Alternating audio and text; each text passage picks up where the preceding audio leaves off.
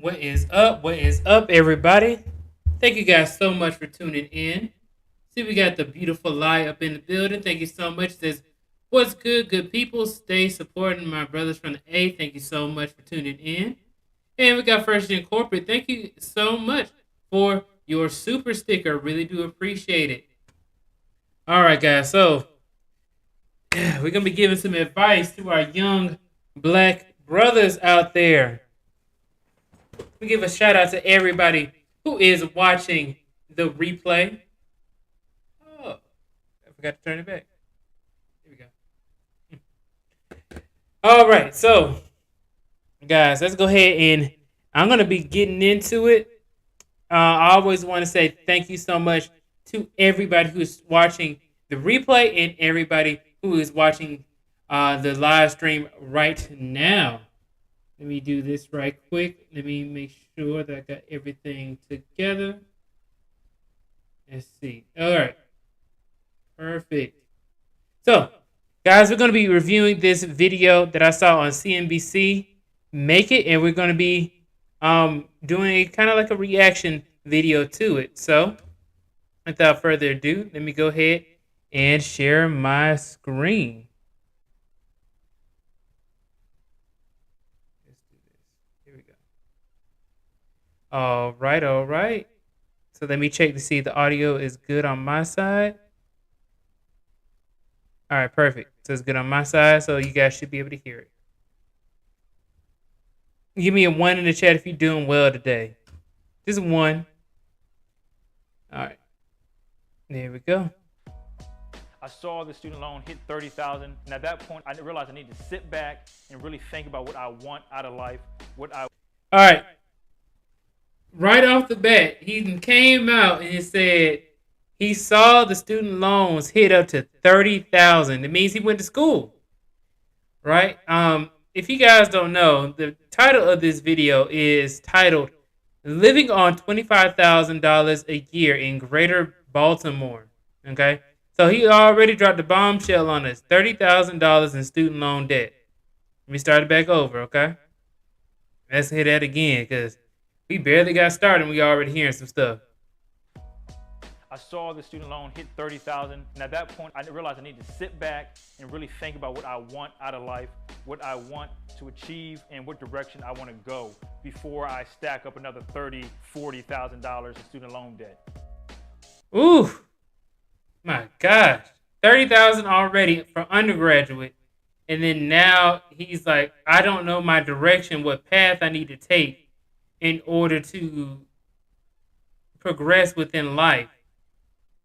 Before he starts going back for maybe a master's. Let me tell you guys this, is that a master's degree does not mean that you'll be making more money. Okay? It is not directly tied to making more money. Most definitely you will be in debt though. If you do not have any sort of grants or your company is paying for it, those types of things are the reasons why people are able to go to get their masters without having to go into major amounts of debt. So I would not suggest anybody go to get their masters and expecting more money from it, unless you see that the master's degree is required for a job or a position that you want to get that does pay you more money. All right, so it has to be required, and usually what happens is that it helps you with growing up the ladder. But if you're not even on the ladder to start off with, then it won't do you any good, right? So you have this guy here. He's most likely he didn't say if he graduated or not. Okay, he didn't say if he graduated, but um, he says that he has $30,000 in debt. So I assume he graduated. We got K Business Podcast up in the building. He says, "Good evening, BTB. This guy's from Maryland. I think I watched this." Yes, so this guy is from Baltimore, Maryland, right? And we're going to be going into what he's going to do and my advice for him. Okay.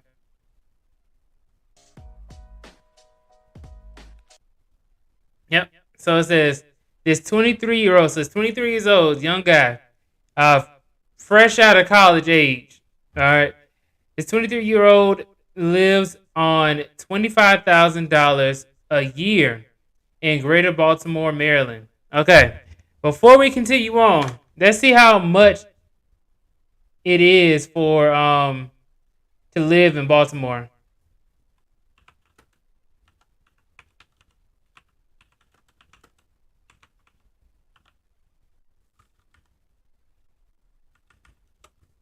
All right. So it says okay, the cost of living for Baltimore, Maryland, overall, it's above average. No, sorry. Let's see. Baltimore cost of living is 88.2. Our cost of living indices are based on the U.S. average of 100, and amount below 100 means Baltimore is cheap. Okay, so it's cheaper. Sorry, it's cheaper than the U.S. average. A cost of living index above 100 means Baltimore, Maryland is more expensive. Okay, overall, it's cheaper to live in Baltimore. It's more expensive to live in Maryland. Well, just the state itself in Maryland.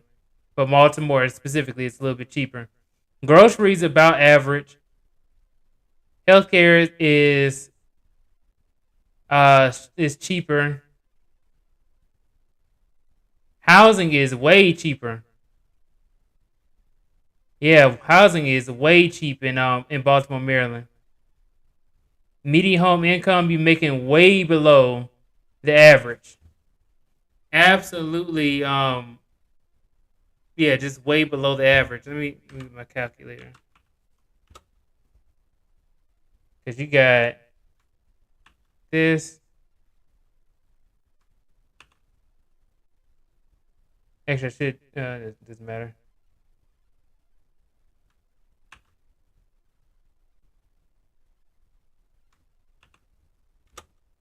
And then so you're in a deficit of 116,200 based off of the national average for median home cost. Okay. It's way cheaper. Let's see.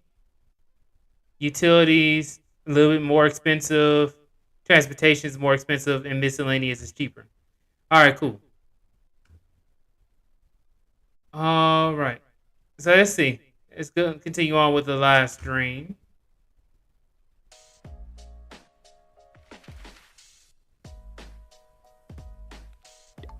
It's showing all them cards. I'm Jerome Gillespie. Wait, okay, guys. I want to say. I want to say this. We're gonna take a poll right quick. All right. Um, let's say this. One, if you think that he is using credit cards on, I say this. Do you think? Okay, one, if you think he's in a lot of credit card debt. Two, if you think that he's able to survive with his $25,000 income without using credit cards. Okay, so one, if he's using if he's using his credit cards and is in debt, and consumer debt, or two, if you think that he is not.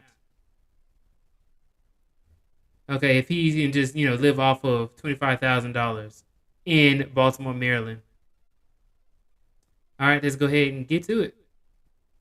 I'm 23 years old. I live in Baltimore, Maryland, and I make $25,000 a year. All right, Cockeysville. Okay. So I'm a manager of a tax office, and also I do Uber and Lyft. All right, so his name is Jerome. Jerome makes $14.50 per hour at the tax office. Okay.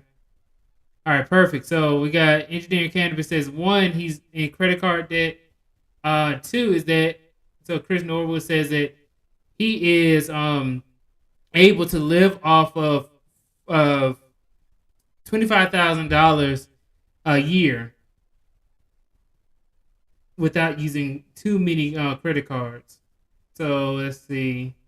Marvin says he can do it with 2. Okay, and then Jonathan Ellie says 1. Okay, let's continue on. So Jerome is his name, and he makes $14.50 an hour.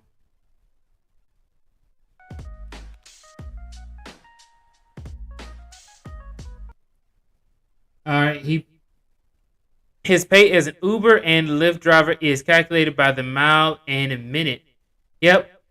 If you watch I think it was our last video that we did, or 2 videos ago, where we were talking about how poor Uber and Lyft actually pays, especially with the amount of money gas costs now.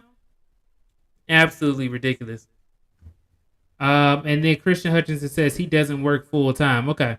Well, I mean, if he has, well, yeah, he doesn't work. He doesn't have a full time job. Yeah, he has part time, a part time job, and then he has his side gig.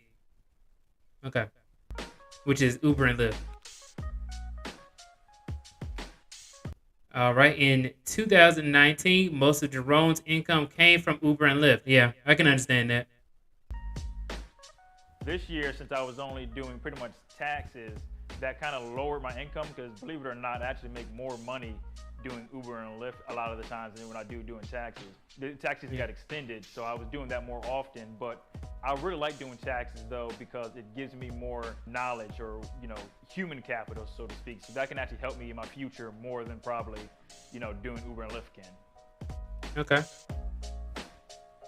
So he's future oriented. He's goal oriented. I really do like that. He's saying that, hey, if I can learn about how to do taxes, that can help me out in the long run into the future. So that's a great way of thinking. Really do like that. He says Jerome lives with one roommate. So yeah, he does have a roommate. So his expenses are going to be less because he has that roommate. So that's actually really good. So I would suggest anybody, if you are, a young man, you're not making that much money like that, and you don't mind living with another person, most definitely I would suggest living with a roommate to help you to lower costs and be able to save more money, or live with your family or your parents. That's what I did for many years, and then I was able to afford to move out.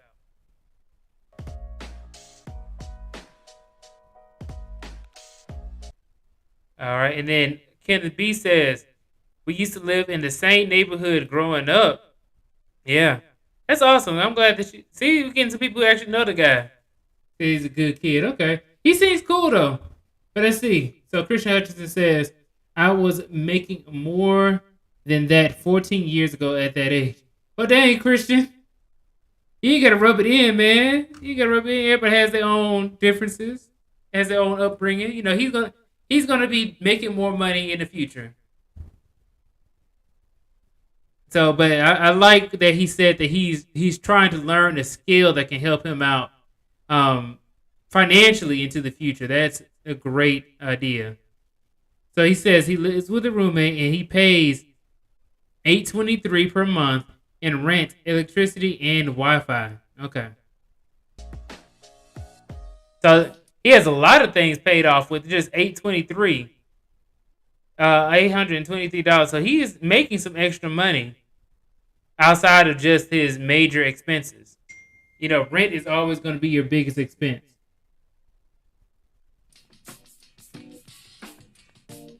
Early days. All right, so he grew up in Northeast Maryland. Jerome's family used to have their electricity and water cut off. Man, I've been there before, man. Whew. I have been there before. Feel you. Seeing an eviction notice or like getting the lights or electric turned off, it didn't really bother me because I knew that they were going to be coming back on sometime soon.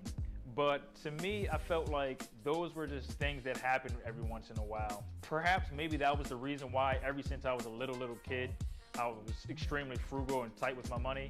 It's a nice town, has a nice scenery, but the people in that area were very, very racist growing up. It did definitely hurt my confidence as a person. When you're raised there for so long, you start to think that that's kind of just how the entire everyone is. And I realized that that's not really the case. And that I slowly but surely over time regained that confidence that was lost from being there. That's awesome. You know what? I kind of went through something like that too. Had well, absolutely had nothing to do with racism. I was from in a primarily black neighborhood, so it wasn't necessarily racism per se that ruined my confidence, but it was other kids I was growing up with. A lot of them they either had more than I did, and then I would look at them like, oh, you know what?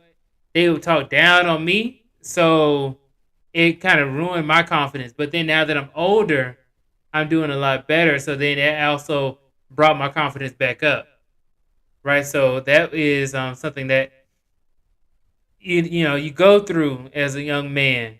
But one thing that I can tell you is that if you can have your goals in place and then be able to set aside your steps in order to achieve your goals, then you'll be able to increase your confidence and your happiness as time goes on. So if you have a goal of becoming a software engineer, as an example, then you actually set up the steps to be able to become a software engineer. Whether it's going to community college, going to a four-year university, or going the self-taught route, going to a boot camp, any of those different routes, you set out your steps, be able to hit them by the deadline that you set, then you will be able to improve upon your own confidence because you were able to actually put in the work to achieve something. That's a great feeling to have. So I know that that will be able to help out a lot of other people. Engineering Cannabis says that $823 will increase this year by 20% with the recent hike of rents. Dang. Engineer Cannabis, man, you calling that man out. But okay, so it says it'll increase by 20% because the rent has went up all over the country. Sheesh. Well, at least he has a roommate to help him out with that. All right, Wally, salute. Thank you so much. And also, the Most High, thank you as well for tuning in. Savings mindset. Okay.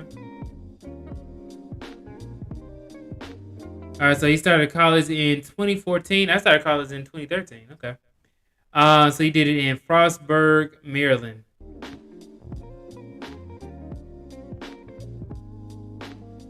All right, when he transferred to a Baltimore school closer to his brother, he didn't have anywhere to stay.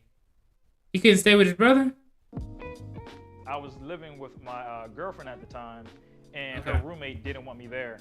So to keep the peace, I really had nowhere else to go because I was waiting to move in with my brother. I had to sleep in my 1993 Firebird Pontiac, and it was very small. The window was broke, so it kind of started getting cold in August and September. I was going to class, I was working in the afternoons, and I was sleeping in my car at night. So, if you guys watched the last video, we discussed a woman who was actually homeless, and now we're discussing Jerome, and he also was homeless while he was going to school. So, yeah, we actually see the two differences within these two stories.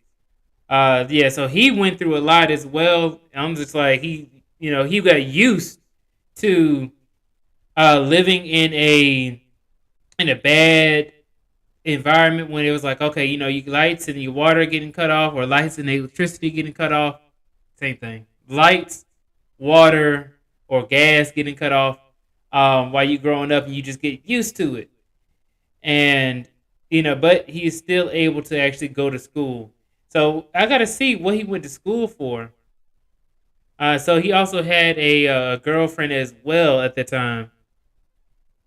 And just like how I tell you guys, you might not want to necessarily get into that kind of situation that Jerome got into, where he tried to move in with his girlfriend, and the roommate did not want him there. So let's see. We got Mr. Awesome in the building. Let me give you the salute. Thank you so much for tuning in. It says Jerome also slept on his brother's couch for almost a year. Man, that's how it is. Especially when you're young and growing up. But I'm glad that he at least had a place to stay outside of just his truck. I mean, his car. Let's continue. At the end of the day, it gave me a wonderful opportunity to save money. Another thing I did to save money was I started eating once a day. So first I did this just to save money because I just didn't have a lot of money coming in, and I was spending money on books. Hold on now, Mr. Austin. You make a great point now. Mr. Austin makes a great point. He says, dang, mans was homeless and still pulling. He sure was. He had a girlfriend. He sure did. It just goes to show is that you can get somebody, even if you're homeless, man. But, granted, they probably would, he didn't go into much detail about it. He probably was in a relationship with her during like high school or something like that. And then he ended up going to college and moved, and that's what made him homeless. At the end of the day, it gave me a wonderful opportunity to save money. Another thing I did to save money was I started eating once a day. So first I did this just to save money because I just didn't have a lot of money coming in, and I was spending money on books and stuff like that. And I wanted to save money up so I can get my own apartment, get out the living room. All right, so it's saying that he got used to eating once a day, and he's only spending $200 a month on food. So he's pretty much doing intermittent. Oh, see, Mr. Austin got it. He's doing intermittent fasting. Yeah, yeah, I've been there before, man. He says Chris Hutchinson says that chick is pregnant. Let's see. It looks like she's pregnant. It looks like she's pregnant. I don't know. And eats once to twice a day. Okay. Saving on some money. What I did with that money that I saved on food is I started investing in stocks and ETFs and stuff like that. Oh, okay. That money started to grow. So I wasn't just holding on to that money, but I was growing that money. And eventually I used that money that was growing to pay down debt and other stuff like that. That is awesome, man. So he said that one of people's biggest expenses is your rent and or your mortgage, so your living expenses. But then also you have food expenses, right? Your food is a huge amount of money compared to how much that you actually have within your percentages for your budget, right? Yeah, food can be variable and can go up and down based off of the month, but it usually is the one thing that people spend the most money on because people like to go out to eat all the time. So we got Professor Blackhouse. Thank you so much for tuning in. He says 1 meal a day. The Most High says his sister seems to be who was pregnant. Okay, so he says his sister was pregnant. Okay. Mr. Awesome says, I did that one of my old jobs, but that's because I was researching it and the work wasn't physically demanding for me. I guess you're talking about eating 1 meal a day. But yeah, most definitely, I would say that it is a good idea that he was able to invest his money and all the extra money that he saved by not eating too much and also by having a roommate. He put that away into investments, and that's a good idea. All right, so he has a budget. It's coming up. I don't really consider myself as a budgeter. I don't really budget. I just have a natural tendency to not want to spend money. But as far as I do try to track all of my income and my expenses. All right, so let's see. This is back in 2020. So it says it's housing, 823, which we saw engineering cannabis says is going to increase by 20% as of this year, right? So his overall spending is $1,282. The food that spends is $200. His phone bill, let's see, personal and business. Okay, so he has a personal and a business line. Okay. Miscellaneous is $58. Miscellaneous is clothing and personal care. Books, $40. I mean, look, books are way more expensive than $40. You can spend $500 on one book. That's why I suggest people get their books from online. Uh, oh my gosh, what was the name of it? It's like a online book thing. I gotta go. I gotta find it. I'll probably put it in the description of this video after I find the book website. But yeah, most definitely it is something that you want to do is get your books from online and try and see if you can find them for free. All right, so it says transportation is $30, increases when he drives for Uber says Lyft. Yeah, that's a lot of money.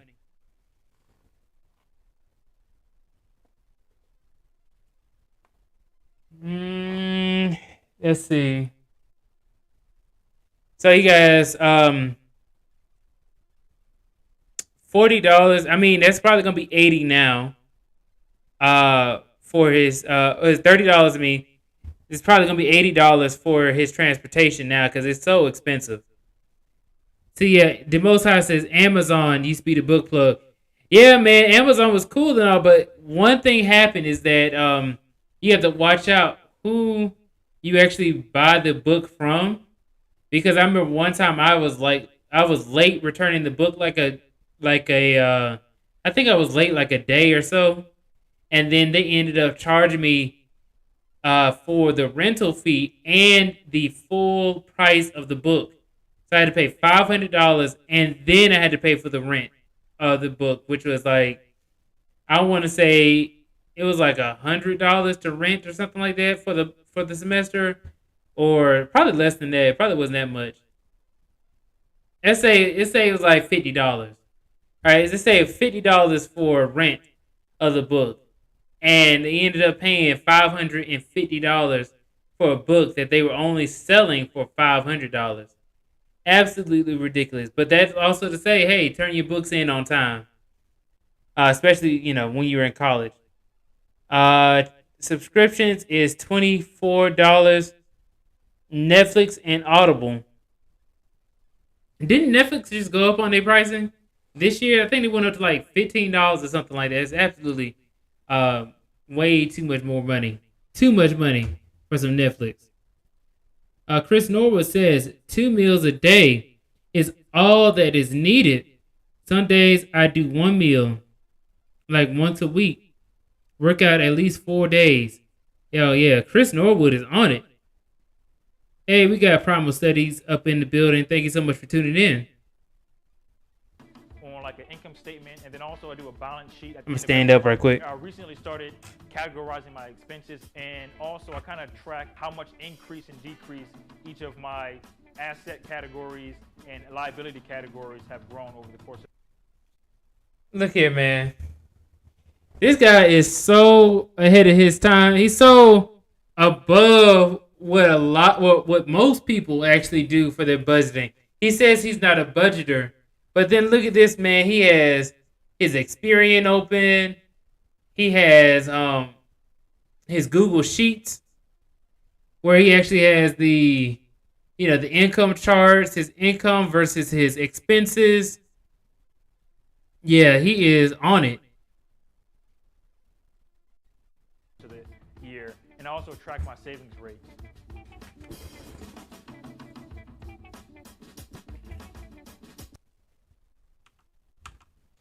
Ability categories have grown over the course of the year, and I also track my savings rate. All right, so it says Jerome tries to save about $10,000 a year.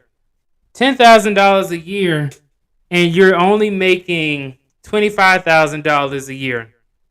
Absolutely, man. He is on it. He is saving up his money. So for the people who were saying that he uses a lot of credit cards, and he's in a whole bunch of credit card debt. I guess you guys have been proven wrong. Man, he is saving up his money.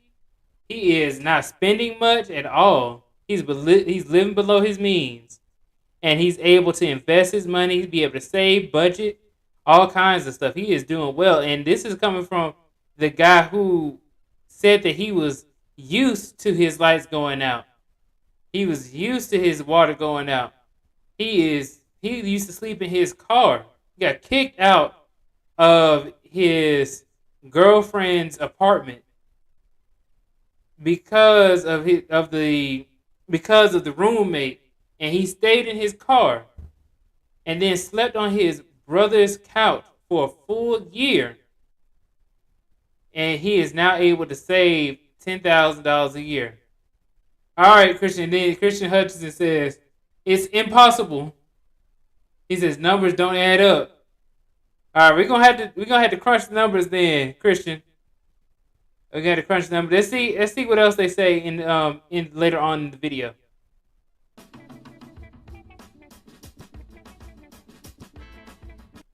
All right, so he puts his money in his savings account after covering his monthly expenses. Yeah, you know what, Christian? I will agree. The numbers don't add up when I saw the bills and I saw the gas. I mean, not the bills. When I saw the books and I saw the gas, that was I was like, that was just a little too low, especially when you're in college. But I guess he said he graduated, so oh, you know what? He says he pays for Audible. I don't know if he put for Audible, he's paying $40 to listen to books, to listen to audiobooks. Maybe that's what he's saying. And he's already out of college, so he's not going to be paying $500 for a book. So it does make sense. All right.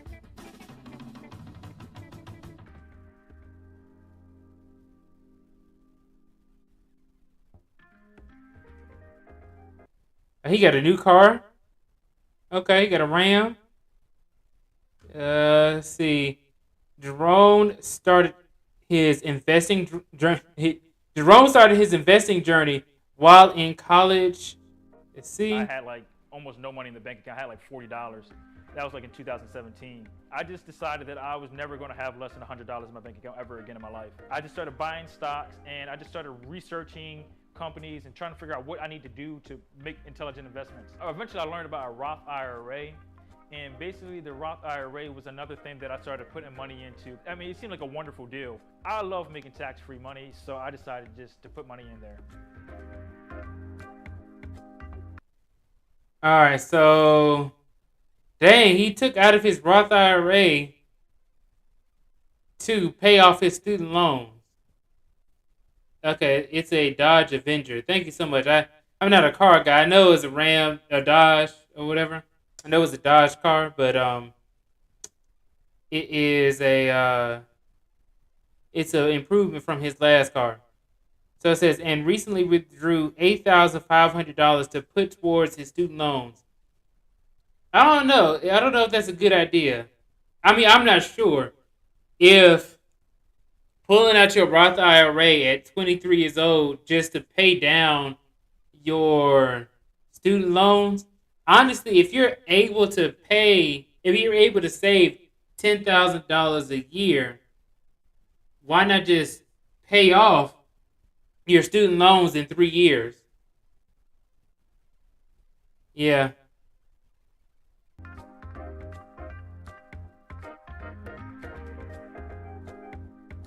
All right. He has about $4,500 left in his Roth IRA. Man, I would have put that money into savings, man. I would have not savings, but I would have kept that money in the Roth IRA. But this is not financial advice. This is just saying what I would do.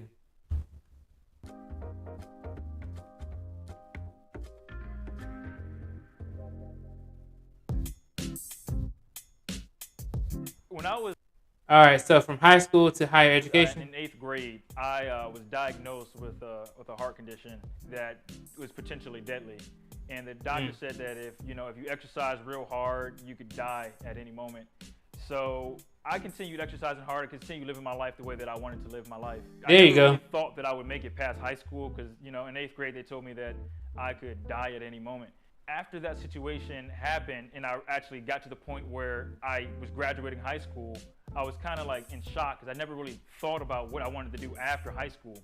So I kind of just went into college like with just empty-handed, not really thinking about what I had wanted to do throughout high school. I kind of went undecided. I decided to go with Spanish because I could graduate in like 2 semesters. Oh!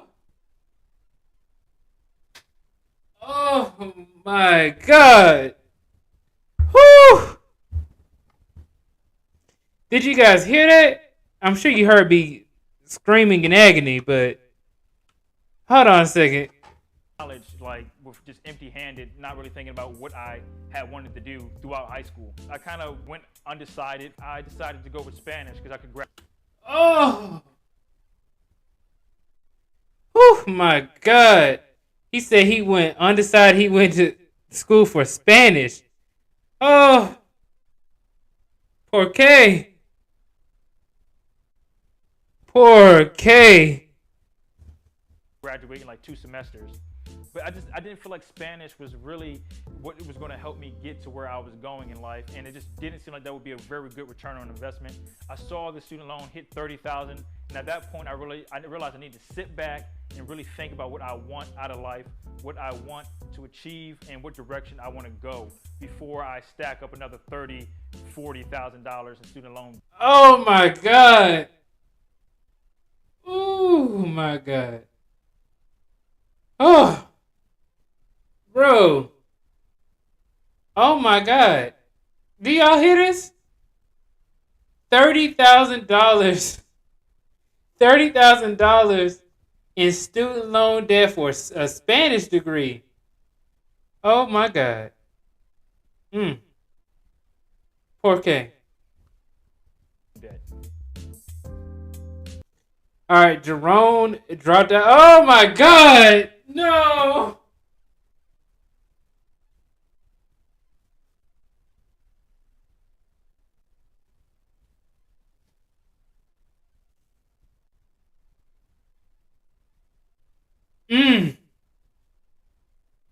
Oh my God. Say it ain't so. Say it ain't so. Oh my God. I know y'all see this. Oh.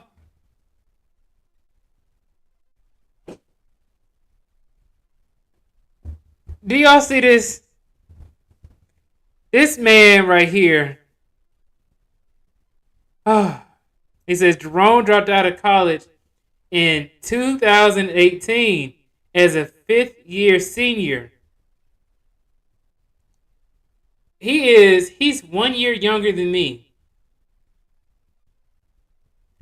He's 1 year younger than me, right? I graduated in 2018. Dang, was I in school that long? God dang, I was in school that long. I started 2013. I started 2013, and then I graduated 2018. No, that doesn't make sense. He started in 2014. So how is he gonna be a fifth-year senior? That doesn't make any sense. So okay, so he's a 4 year senior. No, you supposed to grad. It's a 4 year degree. Like how is he a fifth-year senior? That doesn't make sense. Okay.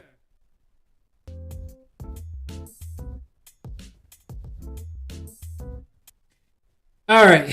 As of August 2020, Jerome has almost $16,000 left in student loans because he took out of his Roth IRA $8,500 out of his Roth IRA. I would have never done that. I would when it is in the Roth IRA, when it's in an investment, I'ma leave it. I ain't gonna see nothing unless I need that money to not be homeless again. That's the only reason I will ever take that money out. That's just me. That's just me. But dang, man, I was like, oh my god. He seemed like a cool guy, cool kid and everything. He has his goals in mind, But that whole dropping out of college and taking out a whole bunch of student loans and stuff like that, that is the part where I'm like, oh my god, like, please, this is my advice to my young black men. Please do not major in Spanish unless you're trying to go overseas to teach Spanish or something like that or whatever. Unless you can find a job that requires a Spanish speaker that pays a lot of money, that I haven't seen. Unless you can find one of those, I would not suggest you going into Spanish. Really, I'm gonna just say go into the STEM degrees. That's, to me, I'm kind of biased, but the only degrees that seem worth it to me are degrees in the STEM field, or if you're trying to get into a trade of some sort, like an electrician or something like that. But please do not get into $30,000 of student loan debt to learn Spanish and then drop out. Please don't do that. All right, I'm begging you. Now, all of this money, now he's in a deficit now. Even though he's saving $10,000 or trying to save $10,000 per year, it doesn't really make much sense to me, but he's trying to save $10,000 per year. With that being said, he's in a deficit because he has so much in student loans with no earning potential to come up with. So, hey, Christian Hutchinson keeps telling me, man. Christian Hutchinson keeps telling me, he said it gets worse. All right, so then Trash Get Wade says, it depends. Before the billions, my first job only put 1,200 in an IRA account a year in, max out at $36,000 for a lifetime. Took that ish out every 2 years. Now this job puts like $10,000 a year in match. All right, that's cool, man. See, Trash Can Wage, you got a better job now as time progressed. All right, then we got Trey Water says, you can do bilingual education or teach Spanish in public schools with that degree. Yeah, you can. With that, I don't know how much money that makes, Trey Waters. I don't know. It doesn't make more than $25,000 per year. And if that's the case, why not just continue on with your degree, finish it out, and then be able to do bilingual education and or teach Spanish in a public school? If he actually had the degree, he'd be able to do that. But he doesn't. So he got himself in a terrible position because he was almost there. He's almost at the finish line. He spent 4 years in this degree or in this major. He could have gone ahead, finished it out, and at least been able to have a degree, at the very least. So he never said the reason why he just said it wasn't going to take him where he wanted to go. But I don't know if that's just, he just got tired of being in Spanish. But there's no reason why he should have dropped out unless he just didn't have the money or something like that. I mean, man, if you made it to be a senior, you might as well just go ahead and finish it out, bro. I'm gonna tell you this: you might as well get a degree, something, if you just spent that much money and that much time in that major. You spent all that time and money and effort. You might as well go ahead and finish it out, bro.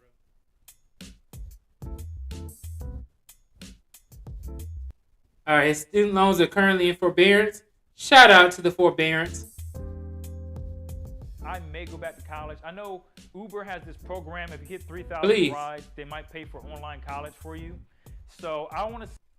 All right, Jerome has 2,984 lifetime rides with Uber. I have no clue what. Also, wait. So he almost drove 3,000 rides. Almost a whole 3,000 rides with Uber. You know his car is screaming. His car is screaming. Ooh, man, oh man.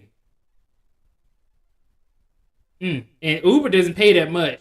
It takes us so much money in fees, and then the gas now. I mean, back in 2020, it wasn't too bad, but the gas now is so ridiculous. It's almost not even worth going into Uber. See if that's real or legit, see what's going on with that. And if they do that, I might go back for and try to get an accounting degree. But other than that, I'm not 100%. Bro, he's trying to go back to school to get an accounting degree. Go ahead and finish your. Go ahead and finish your Spanish degree. Get it out the way, because if you try to pivot, pivoting is the worst thing that you can do when you make it all the way through college. You can't just sit up here and pivot because your credits won't transfer. It's almost like starting all the way over again with getting your degree, except you don't have those general education classes. But other than that, I would not suggest going back to school to switch degrees, because you have to wait several more years and go into much more debt. All right, so then he says, Primal Studies. Shout out to you, man. Thank you so much for your super chat. Let me give you the salute. Says, so $40,000 in loans to be a taxi driver. Dang. You know what? You know what's crazy though? Primal Studies is that taxi drivers and Uber drivers have beef with each other. They do not like Taxi drivers do not like Uber drivers because they are putting them out of business. Man, I remember this one time I was in San Diego, California, with my mom, and my mom, we were riding on the scooters, and then at a certain time, the scooters actually go off. So we had to take a taxi. Man, when I tell you that taxi was so expensive, we just had to ride down the street. It was like two hotels down. We rode down the street. And then they charged us like, it was like $10 or something like that. I was like, dang, we just rode down like on the same street. Like, it probably wasn't even but like a 1 to 2 minute long drive. It's absolutely ridiculous for like $10 just to get down the street, man. That was way too much money. But yeah, taxi drivers charge you arm and a leg. 100% sure. It's very costly, and I feel very confident in myself that I can build a good amount of wealth with or without a degree. Hold on a second. I gotta play something back real quick. I had to see. I don't know if my eyes saw it correctly. Other than that, I'm not 100% sure. It's very costly, and I feel very confident in myself that I can build a good amount of wealth with or without. That man got the pimp walk. Look at this. Look at this. Hold on a second. Come on now, bro. To myself that I can build a good amount of wealth with or without a degree. All right, now. You got the shoulders popping. All right, so in July 2020, Jerome took out $20,000 in economic injury disaster loan. What is that? Economic injury disaster loan. You got injured?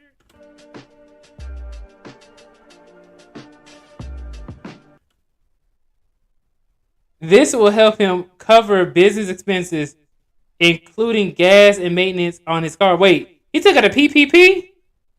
Hold on, wait a second. Wait. Wait a second now. Hold on.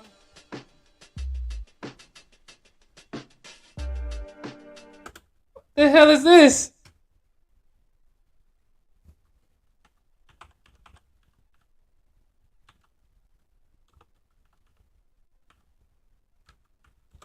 What the hell is this?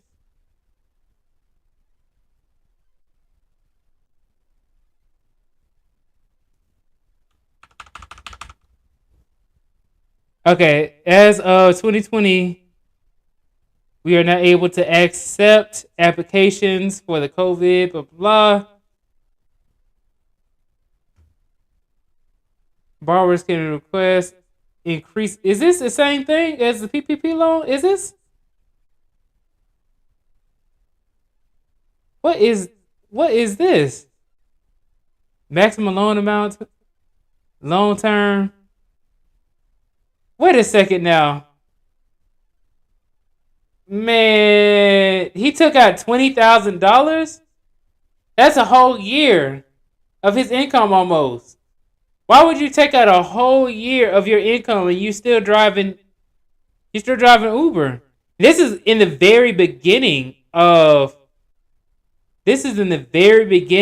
when the lockdown started. Okay. Christian says no, it's a different program. Okay. I think this is the non-forgivable loan. But exactly, Problem Studies. He says more loans. I'm like, dang. Man. And he took out $30,000 in student loans. Then he takes another $20,000 in the economic injury disaster loan. Why is he taking out all these loans? Wait a second. He was doing so good. Okay. He was doing so good before I heard about these loans.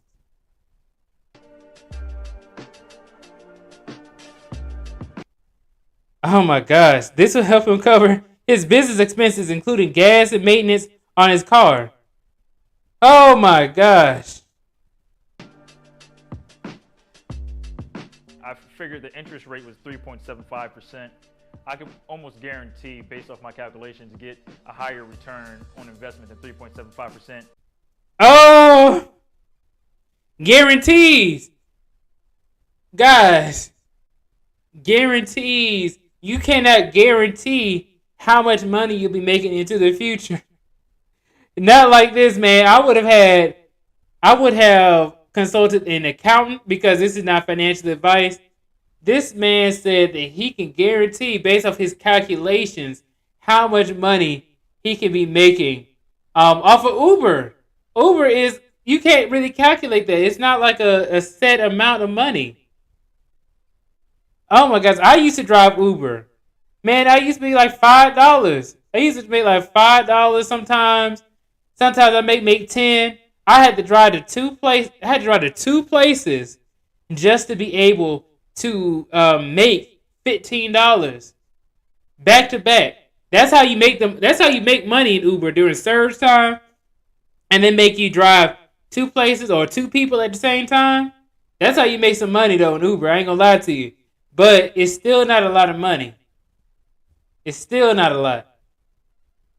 And then James Tony says, I wonder, does he actually speak Spanish? He hadn't said not one Spanish term this whole time.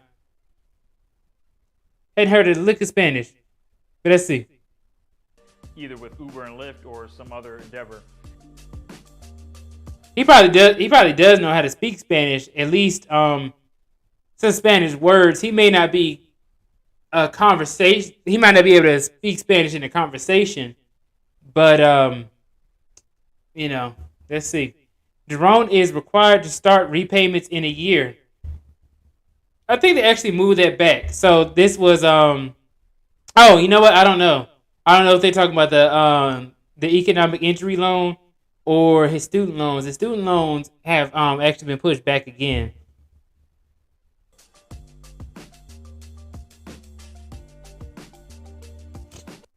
Oh my gosh, the payments will be around $95 a month for a period of 30 years. Oh my God.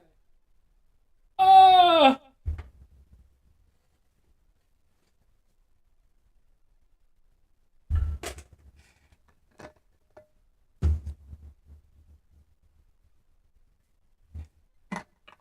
Man, I had to get me a drink. I'm drinking some water. Had to get some water right quick because after that, oh my gosh. Oh, let me get another one.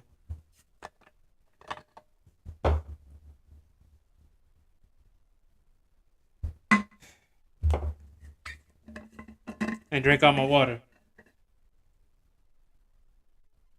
There we go. Oh my gosh. 30 years. He's 30 years in debt. He'll be 53. He'll be 53 by the time he can pay that 20,000. Oh my gosh.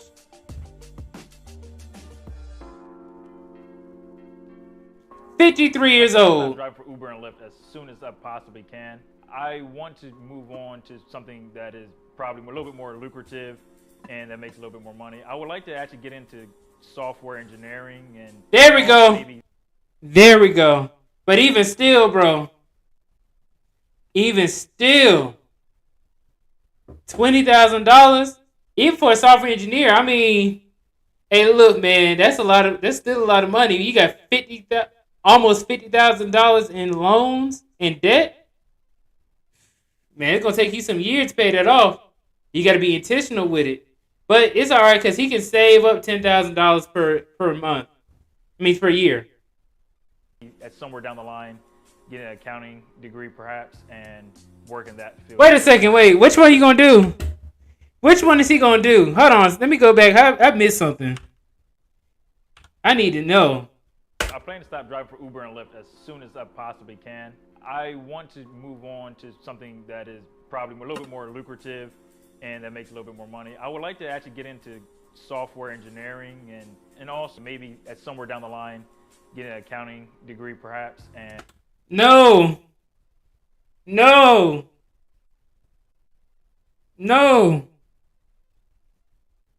Don't do it. Stick with one. You done already dropped out of college, bro. You done already dropped out of your Spanish program, your Spanish major. What you need, if you're gonna go to software engineering, go into software engineering.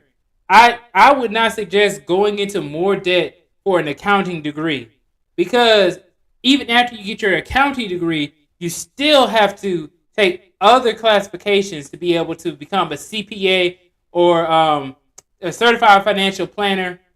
You still have to do a lot in order to make good money, even as an accountant. Shout out to Pocket Watcher with JT. But man, if you're gonna go the software engineering route, go ahead and go that route and do it fast and quick and in a hurry.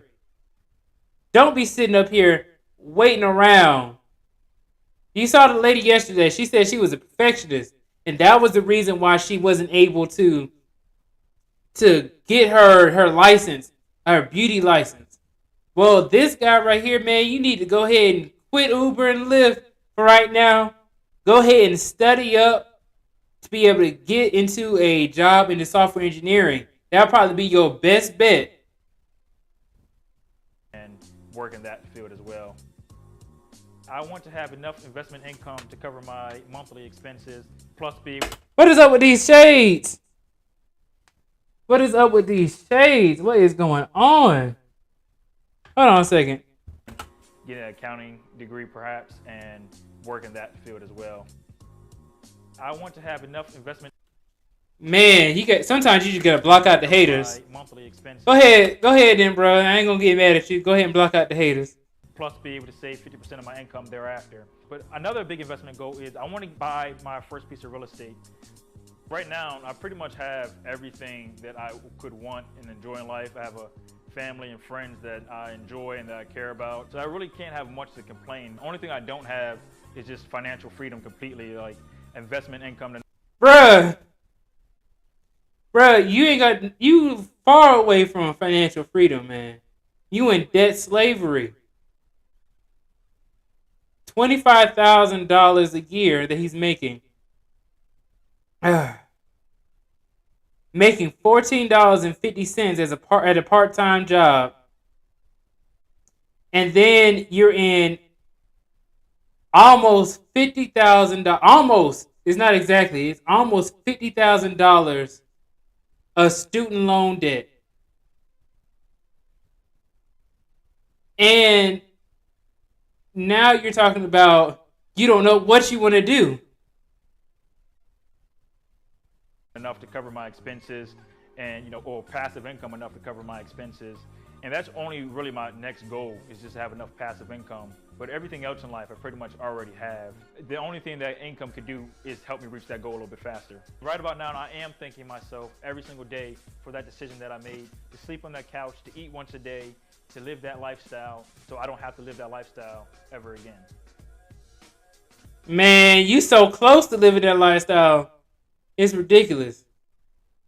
All it takes is another emergency to happen, and then that's it. If his car break down, you know what? Let me tell you guys this. My dad used to say this all the time. My dad would tell me this. He said, if your car were to break down, your car is your livelihood. If you don't have any transportation, that is it. Okay? You see, he got the Dodge Avenger, right? He got the new car. But let me tell you this, man, is that if that car were to break down, Uber's out the way, Lyft is out the way, your tax job is out the way, you need to be making some more money. Man, let me read some of these comments on here. This has got me upset. He was doing so good. He was doing so good. I was proud of the dude. I was like, oh yeah, you know what? Let me be optimistic. Oh my god. And let me see what the comment says. It's nice to see someone who represents the majority on here. I appreciate his positivity. Yeah, he was positive, all right. But dude, you gotta start doing some more. It says make more episodes like this, please. Not everyone is making 100K plus. Yeah, that's true. Most people are not. Most people do not make 100K or anywhere near 100K. Oh, you guys can't even see it. There we go. I really, really want him to succeed in absolutely everything he does. I love that he's like, I'm not really a budget person. Then shows a beautiful spreadsheet full of charts and colors and calculations. Man, you are really just the best. Thank you for finally showing a regular person and not some 25-year-old developer surviving on only $150,000 living at home with mom and dad. Man. Oh, we got first gen Cobra says, can we call in tonight? All right. Man, all right, guys. We gonna get into this. We gonna get into this, man. I want to hear from you guys. I'm gonna open up. I'm gonna drop the link. Shout out to TLA. I'm gonna drop the link, and I want to hear from you guys and see what you guys think. I want to hear your opinions on this. I saw Christian Hutchinson earlier. He said he had a whole bunch of opinions, and I am here to listen. We all are here to listen, and we all gonna sit up here and have a good conversation about it. So I'm gonna go ahead and put the call-in link right here, right now, for you guys. There you go. The call-in link is down there. I'm gonna drop the link. I ain't gonna long stroke y'all. I ain't gonna long stroke you. But we are going to go ahead and get into it. Man. Man, James Tony, man, he says, what's the difference between positivity and delusion? Man, I might have to look that up, man. We got Max coming up, man. Whew. This has got me heated, boy. This has got me heated. Man, Max, how you doing today? Can you hear me, sir? Oh, I'm doing good, man. Can you hear me? Yes, sir, I can. Glad to hear from you, man. How you been doing? I've been doing great, man. Oh man, I was watching your reaction to this video, and you've been doing a lot of these reactions, and I really appreciate it. There's a lot of good advice we can give to communicate based on these reactions. But this one was quite different from the other ones. He's definitely making not not a lot of income from this man, but as the video went on, we saw he was making quite a few mistakes. Yes, I was like, oh my gosh, what are we gonna do? What can we do about this? Like, this man got me heated. I was rooting for him. We all were rooting for you. But Oh my unfortunately, gosh. it's that is the average person at that age. Unfortunately, like, um, 23. yeah, You know 23. what? Like, You know what, Max? Is that I will give you a pass on that one, man. But he's only 1 year younger than me. So, and I like, man, I I'm didn't have sorry. that. Good. No, go ahead. Go ahead. I'm sorry. Yeah, I guess it's the generalization of it. I guess like you say, most people, or a good majority, a good percentage of people have that kind of mindset. I can understand that. So yeah, Well, I can we're rock with you on allies, man. Like, I'm 23 myself, and that. I have way less mistakes that he made. But I mean, I Yeah. still have a lot of friends and peers that are in college or younger, so like between 18 and 23, and they all have. You see, what I got from that video is that he has a significant lack of focus. You can especially see at the end, he was like, "Oh, maybe I'll be a software engineer, or maybe I'll go into accounting." I think he mentioned real estate too, and he's still trying to do Uber. And he took like at least two different loans at 23. Like that's just he's just all over the place. But that's the core of his issue is the lack of focus he has. Is like he has a great mindset. He's positive. He's smiling on the camera. He's optimistic about what he'll do in the future, but that's not going to get him anywhere if his optimism is distributed in so many different directions. Yeah, you know what is that? What you just said, Max, is so on point. Simply because throughout this whole live stream, this whole video, he was talking about, oh, I want to do this, I want to do that, I want to be able to make sure that I can have my goals set. But then he didn't have the steps. I had told you guys earlier, if you were watching this, you have to have steps in place in order for you to reach your goals. You can't sit up here and have 10 different goals with steps for each single one that are completely unrelated to each other. Where's all the time going to come for you to be able to do all these things? Absolutely makes no sense. Accounting and software engineering have nothing to do with each other than math. I mean, like, and then you have a Spanish background, right? Like you almost have a degree in Spanish. That has nothing to do with software engineering. Has nothing to do with accounting. So you're gonna be sitting here wasting your time doing three different things. I mean, but yeah, and then also doing Uber, Lyft, tax. He has this part-time tax job. I mean, like it helps him, I guess, pay the bills to where he can save up ten. I don't think he's saving up $10,000 a year. I don't think so. That don't make no sense. Don't be like that, B2B. Give me his 10, man. Don't be like that. Nah, he said he tried to. He didn't say he guaranteed to make 10,000.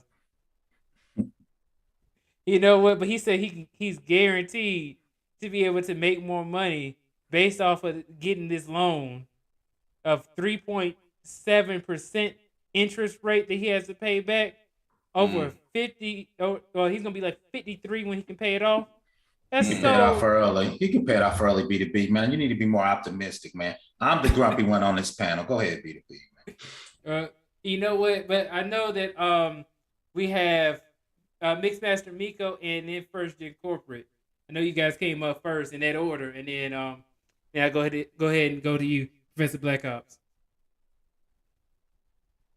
Mixmaster Miko, what do you want to say about this the topic? Oh, you're on mute. Man, Mixmaster Miko was cooking. You guys couldn't hear it, but Mixmaster Miko was cooking. Can you hear me now? Yes, sir, I can. Awesome. I'm Birdman here rubbing my hands because I'm tired of me drop them loads. Yes. Good grief, this poor fella. Wow. I concur with I think it was Maximilian was dropping knowledge in terms of you gotta pick a major and just go with it. He needs structure. I mean, you can't just go bounce around, want to go study Spanish, then do this and over here. You gotta bound where you want to go, because he's doing all this, getting all these loans and doing all these things, but there's no direction. So I think someone mentioned that he should at least gone into the military, get some kind of direction and structure, and then he'll be on a great path, because he has a decent idea, but he just all over the place, and that's where mentorship really comes into play. Like I bet you, Professor Black Ops. I mean, I know you go drop him some knowledge on him just to say, hey, here's some direction, young buck. You gotta pick a direction, go with it, and stick with it. Because like when you go to college, at least my mentality was that I can't leave the school without a piece of paper. Like I ain't going there just to have fun and everything. I have to leave out with something to attest to, hey, I went here and I got something. Otherwise, you go be dinged with that L for life. I mean, you can quit, that's great. And if you make something of it, all right. But you went to people, broke their backs to get you into college. So the least you can do is come out with something sensible and then be able to pay it forward or pay it back, or even or both, and not just be out here floundering around with no objective, no purpose. Right. And so that oh, go ahead. Yeah. I'm sorry, Mixed Mess Miko. Hey, Promo Studies, did you want to change your name on here, or he's connecting the audio? Oh, hey, sorry about that. It took me a second to get connected. I just wanted to come on and show my support for you. I love your content, man. I really appreciate what you're doing, trying to pass some knowledge on to some folks that I feel like could really benefit from it, right? This poor dude is just out here piling on the debt. It's like he took out the debt car loan, digging himself a hole, and then he went and got a backhoe, and he bought a loan with the backhoe and dug the hole even deeper. It just blows my mind. Yes, most definitely. I was asking, did you want to change your name on the Zoom?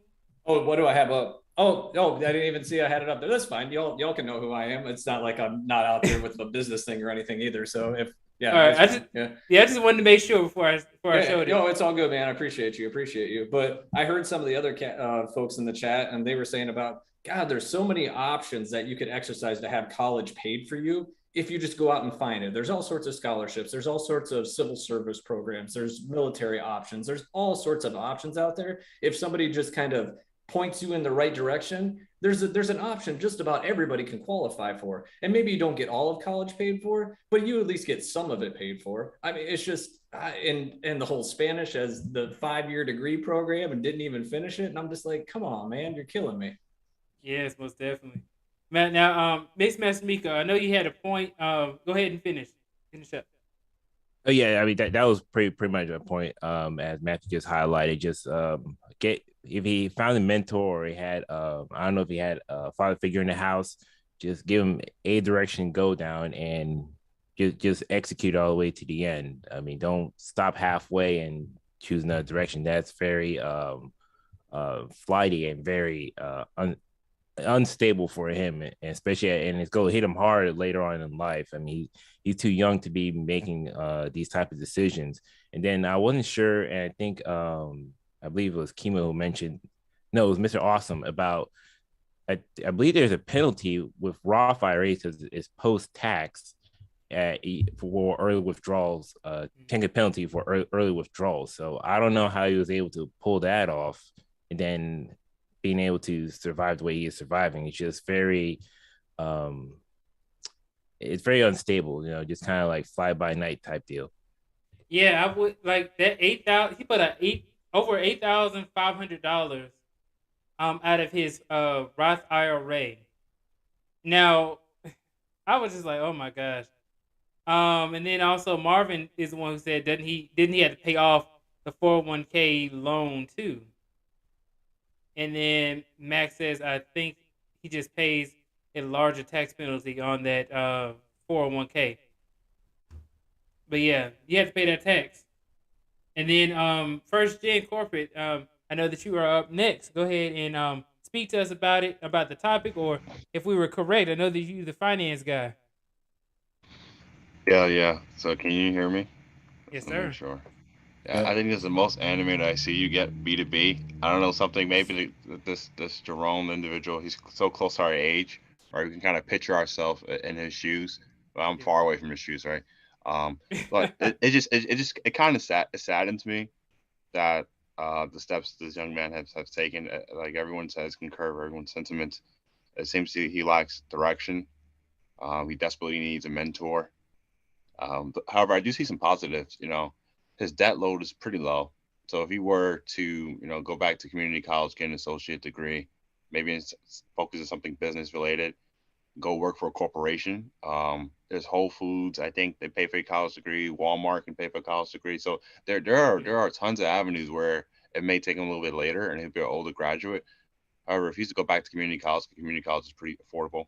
Even if you make limited income, graduate something there, or maybe the credits he has is enough to get an associate's degree already when he transfers down, and then go work for a larger corporation which has educational benefits. Then he graduated with a 4-year degree, and then he'd be well on his way to the middle class and maybe further beyond if he's focused. It saddens me because I think the 18 to 29, especially for young men, is particularly important to get that foundation. I'm someone in my mid to late 20s now, and I'm starting to see the ground I laid in my early 20s, even though I wasn't sure I was going to end up where I'm at, starting to bear some fruit. So I want to imagine, compounding the eighth wonder of the world. By the time I'm 30, how it's going to look. By the time I'm 40, how it's going to look. So he really had to get the ground running in his 20s. He made some missteps. One of the benefits is that I think he speaks Spanish, right? Because he took a Spanish degree for 5 years. He should be able to be bilingual at least. Well, you know what? Look, we don't. He ain't say not a single. He didn't say hola. Like, that don't mean nothing, man. No, all right. You should be positive here, right? Just presume that he's bilingual. All right, Man, that's an all right. asset. We gotta give him something. He does have a heart condition, so maybe that probably explains his attitude. I probably didn't think that he's gonna live long enough. You also got to keep in mind that, hey, as black men, we don't live in this planet as long, and we die more frequently. So you don't have as much time as you think he does in order to achieve all the goals you want in life, right? Like unfortunately, we don't have that benefit of the average of us living to age 80 or 90. That doesn't happen for black males. We're dying by like 70 something or 68. It's usually about like if we gonna pass, black men is really about heart disease or some sort of heart condition. And he has a heart condition already. Yeah, heart attacks is one of the leading killers. So maybe really the leading killer in just the United States of America. Some sort of heart condition. That's pretty sad. But yeah.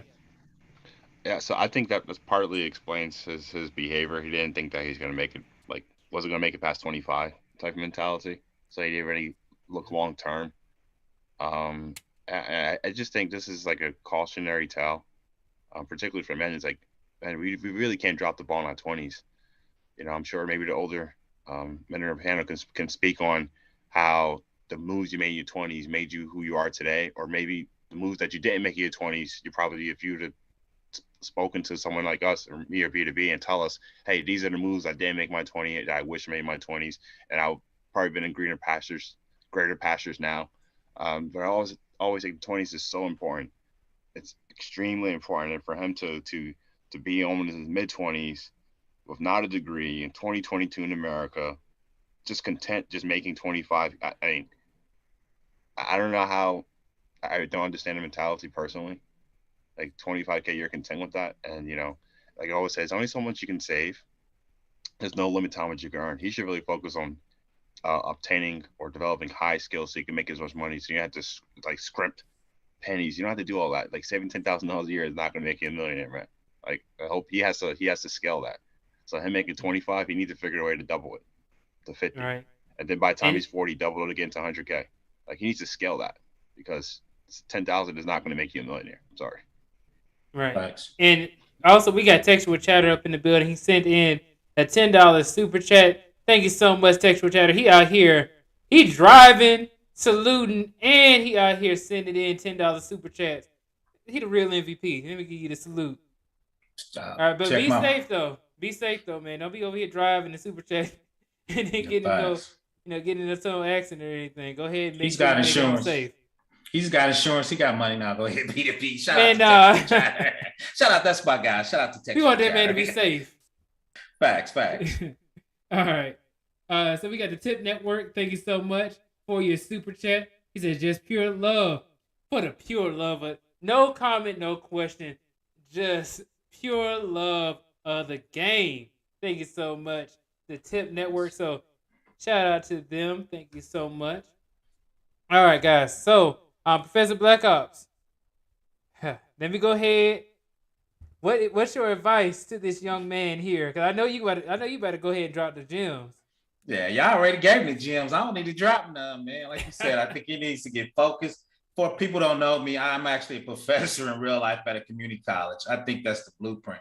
You need to get focused. Number one, he's jumping around. And two is most of y'all in IT. Man, I work with people with biology degrees, speech pathology. So there's a lot of things. They just want you to have a degree. Then you could go to the boot camp or, certifications if you want to get in IT. There's so many ways. And like you said, he seemed to be jumping around and wasn't focused. And shout out to all my foreign students. They make a living on Uber, Lyft, Uber Eats, and I guess you can deliver Amazon and regular cars now. So all my foreign students, they got the plan. They certain time of day, they doing this type of thing. So that's how they survive until they get their degrees to get to the next level. So yeah, and you know what, Professor Black Ops, what you just said is so true because I just got this new microphone from actually, let me go ahead and share myself. I just got this new Shure mic from Amazon. Somebody dropped it off in their own car. Right. So this thing is heavy, so I can't even put it up yet. Yeah, so they got the blueprint on what job at what time they're gonna do Uber in the morning, and when people get off from work, so they kind of got it down to this plan of how to survive on Uber and Lyft and that type of things. I think Uber and Lyft is a scam myself, but a lot of people make money on it, and so the other part is you 100% right, and we need to do a dual stream. Is my 20s is where I put my groundwork. I got my bachelor's in computer science. I got my MBA at 26. So I got to that six figures. That's why I'm fat and I'm living well, man. Like you said, I put my work in my 20s now. Now I'm dabbling in real estate, going backwards a little bit, but I can't complain. But like you said, I put that work in. So now I got skills, they're transfer. I did my first internship. I did my first internship in 1988. A lot of people wasn't born. I was doing COBOL mainframe, so I've been in the game a long time. So I was born. I'm surprised you weren't doing Pascal. I did that too in school. Pascal, facts. He had the punch cards. He had the punch cards. You got to slide in the machine. Fact, I was right after punch cards. My boss did punch cards, but I was right behind it. I saw the punch cards. But tools, I think we need to talk about that. If you do your work in your 20s, life gets a lot easier. The older you get, the more you got to hustle and the more you got to try to catch up, especially in times like these. Sometimes it's hard to get caught up. So like Maximilian said, in first gen, you got to put in that groundwork. If you do it in your 20s, it's a lot easier trying to get degrees in your 20s and your 30s. Because real quick, I'm studying for my AWS certification. Man, I'm 50. I don't memorize like I used to. I be struggling. But I did the work in the 20s though, so that makes it a lot easier, man. But once again, I think my man needs to get his focus. He's still pretty young.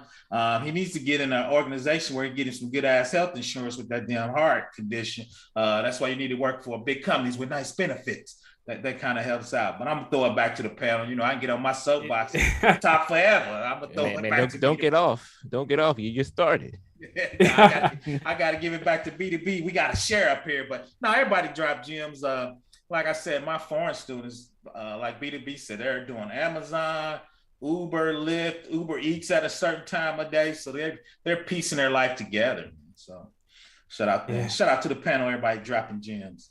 Yeah, man, we got a whole bunch of people up here today, man. They telling me I got to find a participant, give me a search bar now over here in Zoom. So, Promise says, I think he had raised your hand earlier. Yeah. I just want to drop one for you, and then I'll hop off and make some more room for the panel. But if you're that far along in your college journey, no matter what it is, finish out that degree. Because I work for a company. I work in the medical sales business. And the one hard requirement is that you have a college degree. They don't care what it's in. They just want you to have a college degree. So some of these kids are coming out of school 23, 24, 25. And if they hit their numbers, they're making six figures just coming out of school with a whatever degree. It didn't even have to be in sales or business or whatever. So that guy, if you got some charisma and some drive, if he had a degree and looked at a company like the one I work for, he could be out making six figures right now. Mm-hmm. So just once you get close, just finish whatever it is and then move on to the next thing, because there might be an option for you that you don't even know is out there. But if you have the piece of paper in your hand, you open a lot more doors. So that's just what I wanted to drop for like real life, real world experience. Man, I really do appreciate that, man. Because you know what? Just like how everybody's saying, your 20s are supposed to be able to set you up for your 30s, and your 30s set you up for your 40s. And then you have it to where, man, companies really just want to see if you can finish something. And having a college degree is a great illustration of that.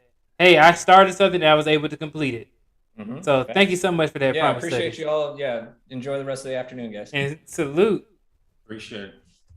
All right. So if the mods could please go ahead and drop Problem Studies in his channel, I really would appreciate it. All right. So we got Christian Hutchinson up in the building. Christian, how you doing? And we also got Engineering Cannabis. So let me go to Christian first, and then go to Engineering Cannabis. Hey, how you doing? So I actually saw the video and I actually watched it before you finished the reaction, so that's why I was like, it's getting worse. It's going to get worse. But yeah, I'll be stopping. But when I first saw him, and as soon as he said he made 25,000, that piqued my ears. Then he said he was making 1450. You saw as soon as he said that, I was like, he doesn't work full time.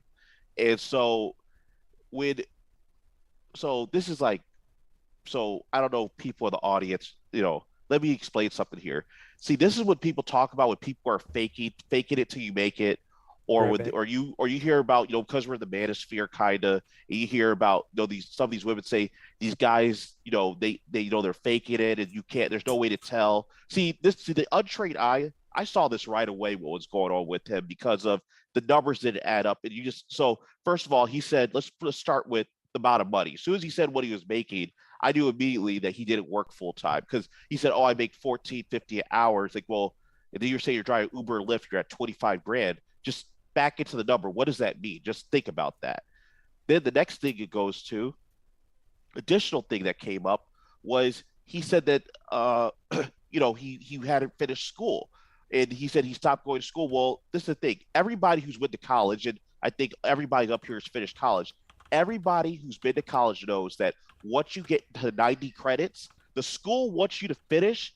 They will drop money in your account to make sure you finish. Okay, if you get to 90 credits. So that's why when he said, I'll think I'll go back, I am very sure that he probably has less than 70 credits. Okay, and that's why he dropped out after 5 years. He wasn't a fifth year senior. He had been in school for 5 years, basically taking loans to supplement his living situation, living off of loans. That's what he was doing. We could see that from the vehicle and everything else. The EDLI loan. So I actually got that loan and grant from my businesses, which they're legitimate things. You got to pay them back. I mean, so I got like a $25,000 grant for one business and a $15,000 grant for another due to COVID because of economic impact. I mean, but they just gave me the money. They called me up and said, do you want, $35,000 free? And I was like, okay, sure. So I took it. And then I got some additional money via the loans, but that money was used for the appropriate business purposes, and it's very low cost. And it was a way for me to move some things around so that way I could expand my operations or improve operations I currently have that I actually have. So he was fronting on the COVID cash. He's fronting on the student loans. Okay. And now here he is. He's saying all the buzzwords. It's like this manifest madness. And so to people with the untrained eye, it all looks all the up and up, but this is going to be a guy in 7 or 8 years, unless something really turns around. I mean, it's going to have to really turn around for him because he's behind the 8 ball. And I don't know if some people understand how bad it really is for him right now. He's in a really bad spot. This is going to be one of those people complaining about women and the white man and all sorts of other stuff. Yo, he already did that too. Wow. He did? Yes. Oh, He did. He said.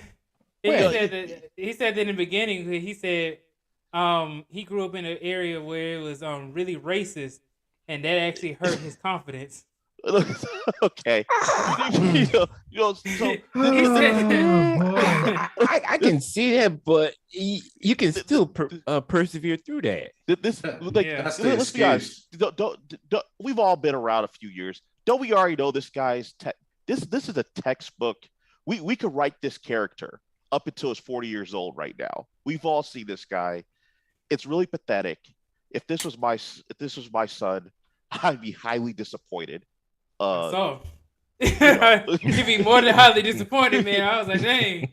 YouTube asked me should I even show the comment. I was like, God, no, this is bad, and this is direct direction of this kid has no guidance. I mean, it's not his fault he has no guidance, but this thing, you can tell he hasn't talked to a counselor. You can tell he doesn't have any friends who are just even 2 or 3 years older than him who somewhat did anything productive with their lives.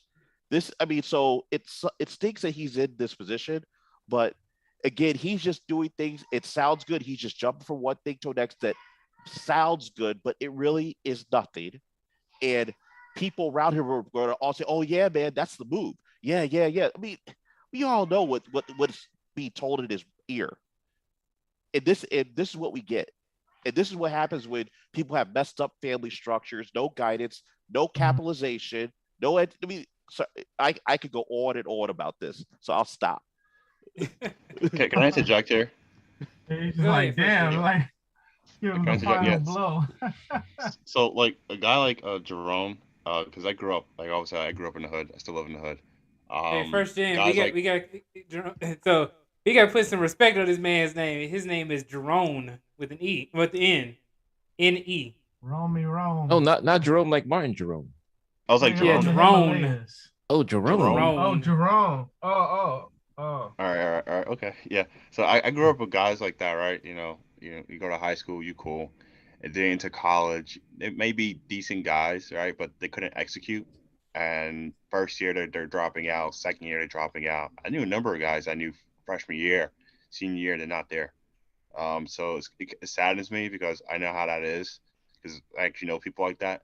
They go to college, they have all these big dreams, but family dynamics might get into their way, or lack of faith, or lack of execution prevents them from graduating in 4 years.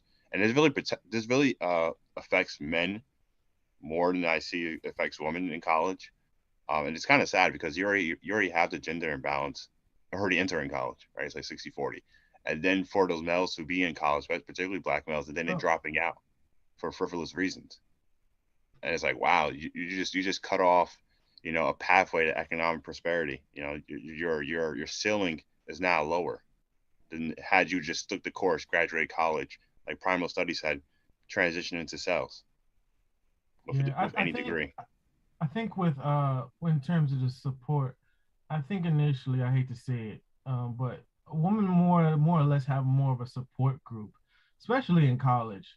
Like I've seen my mom even go back to school, and she had like a circle of friends, and it might have been created or it might have been organic, but either way, through both of her being through her personally networking with other people, and like programs, there's always going to be support. It's like a woman initiative or something like that. There's always going to be a more of a push for them to finish. It's almost as though it's expected. Speaking from personal experience, I mean, I'm in school right now. And it's funny because I'm going for accounting, but I'm also doing software engineering, as Professor Black Ops already know, right? But what happened is sometimes you don't, especially as a black man, sometimes you don't even realize, like right before you're about to graduate, you don't even know what you're going to apply for, right? You don't even know because you're not really, a lot of us are not really groomed to get to that next level of post-secondary education. I didn't even think I was going to go to college until like my senior year. I just didn't expect it to happen until my mom was like, hey, you're going to go to school. And I was like, oh yeah, fine. Like I like cars. So boom, went for automotive. I switched my major, and my major ended up being a paralegal degree. got the degree, but it was hard to get work. Like they wanted to pay Shout you. out to Adrian. Yeah, Go ahead. they wanted to pay you like $2 more than McDonald's, but you had to have a bachelor's, and I had an associate, right? So, long story short, a lot of times you're not really groomed, or there's no strategy in terms of what you're supposed to go there for, how you go, how you get it, what grades you need, and ways that you can maintain your grade level so that you can stay there and not be on no type of academic exclusion or anything like that. Make sure that you graduate on time. There's a lot of that is not there for us. I mean, you don't want to point the fingers at whoever it can be. It's just not there. But I would say my best recommendation, I think, well, a lot of people, younger people, if they just type in Aaron Clary, and Aaron Clary gives advice, is like he has a whole playlist of topics on people having worthless degrees. And I remember you just said this too. I agree with the sentiment. Unless you're in STEM, you shouldn't really go to college, because what it is people are going to college. I know tons of people, especially with girls. They go to school for sociology, and they're working at Whole Foods right now. I have an ex that going back for a psychology degree. She already has her master's, but she's working 2 jobs. So unless you're going for something math related, don't go to college. Anything with the math or sciences, don't go to college. I'm going to push back on that. So my undergrad was in political science. I minored in econ. Ooh. And so my journey was it, I tried to get in the State Department. I didn't get in the State Department, applied for a commission with the Navy. I had some issues with some background check issues, so I couldn't get a commission. But what I ended up doing was people should go to school, right? But people have to understand the strategy. And so if you're not going into a STEM major, you definitely probably do not want to do the thing of, I'm going to go to school full time and take out loans. Okay. What you probably want to do is do like what I did was, you're going to school taking 8 to 10 credits a semester and working, and you're just kind of working and getting your way through. Because whether you get through it 4 years or 6 years, it's all fine. Because if you don't get the college degree, the doors are going to be closed to you. So you have to get the college degree. So it's just like 40 years ago, if you didn't have your high school diploma, doors were closed to you. The college degree is the same thing. So you have to go to college. We could say that it has to be different, but until we have a whole economic system change here in this country, not getting your degree really puts you at disadvantage. Now, how you go is a big thing. And that's where people, like, you have to accept that, hey, like, for instance, I went to a directional school. Okay, yeah, we didn't have a football team. I didn't get to go to, we did, but, you don't go to tailgates. You're not going to go to NCAA tournament, March Madness. You're not going to get all that. But that's a reflection of my grades in high school. That's a reflection of the type of student I was, right? You can still go to school, but the way that you're going to go to school is not the way that the people who get to go to University of Pennsylvania or Notre Dame or University of Michigan, that's not the way. You're not going to go to school the same way. Just like the way I work isn't the same way that people at Goldman Sachs work. You have to admit to that. And we need to make sure people admit to that. Don't even want to know what my GPA was in high school. It was not good. Okay. College, it was it was better. But the key is you have to understand what your options are. And too many people, they take this cookie cutter advice, and because again, what happens? They take these student loans. It's a way to supplement their income while they're going through. Okay. I see it every day when I get my tenants in my rental property. Is they're like, oh yeah, I'm working at a bakery making $14 an hour, 25 hours a week, and then I have a $10,000 student loan this semester. What? You kidding me? You're going to use that for housing?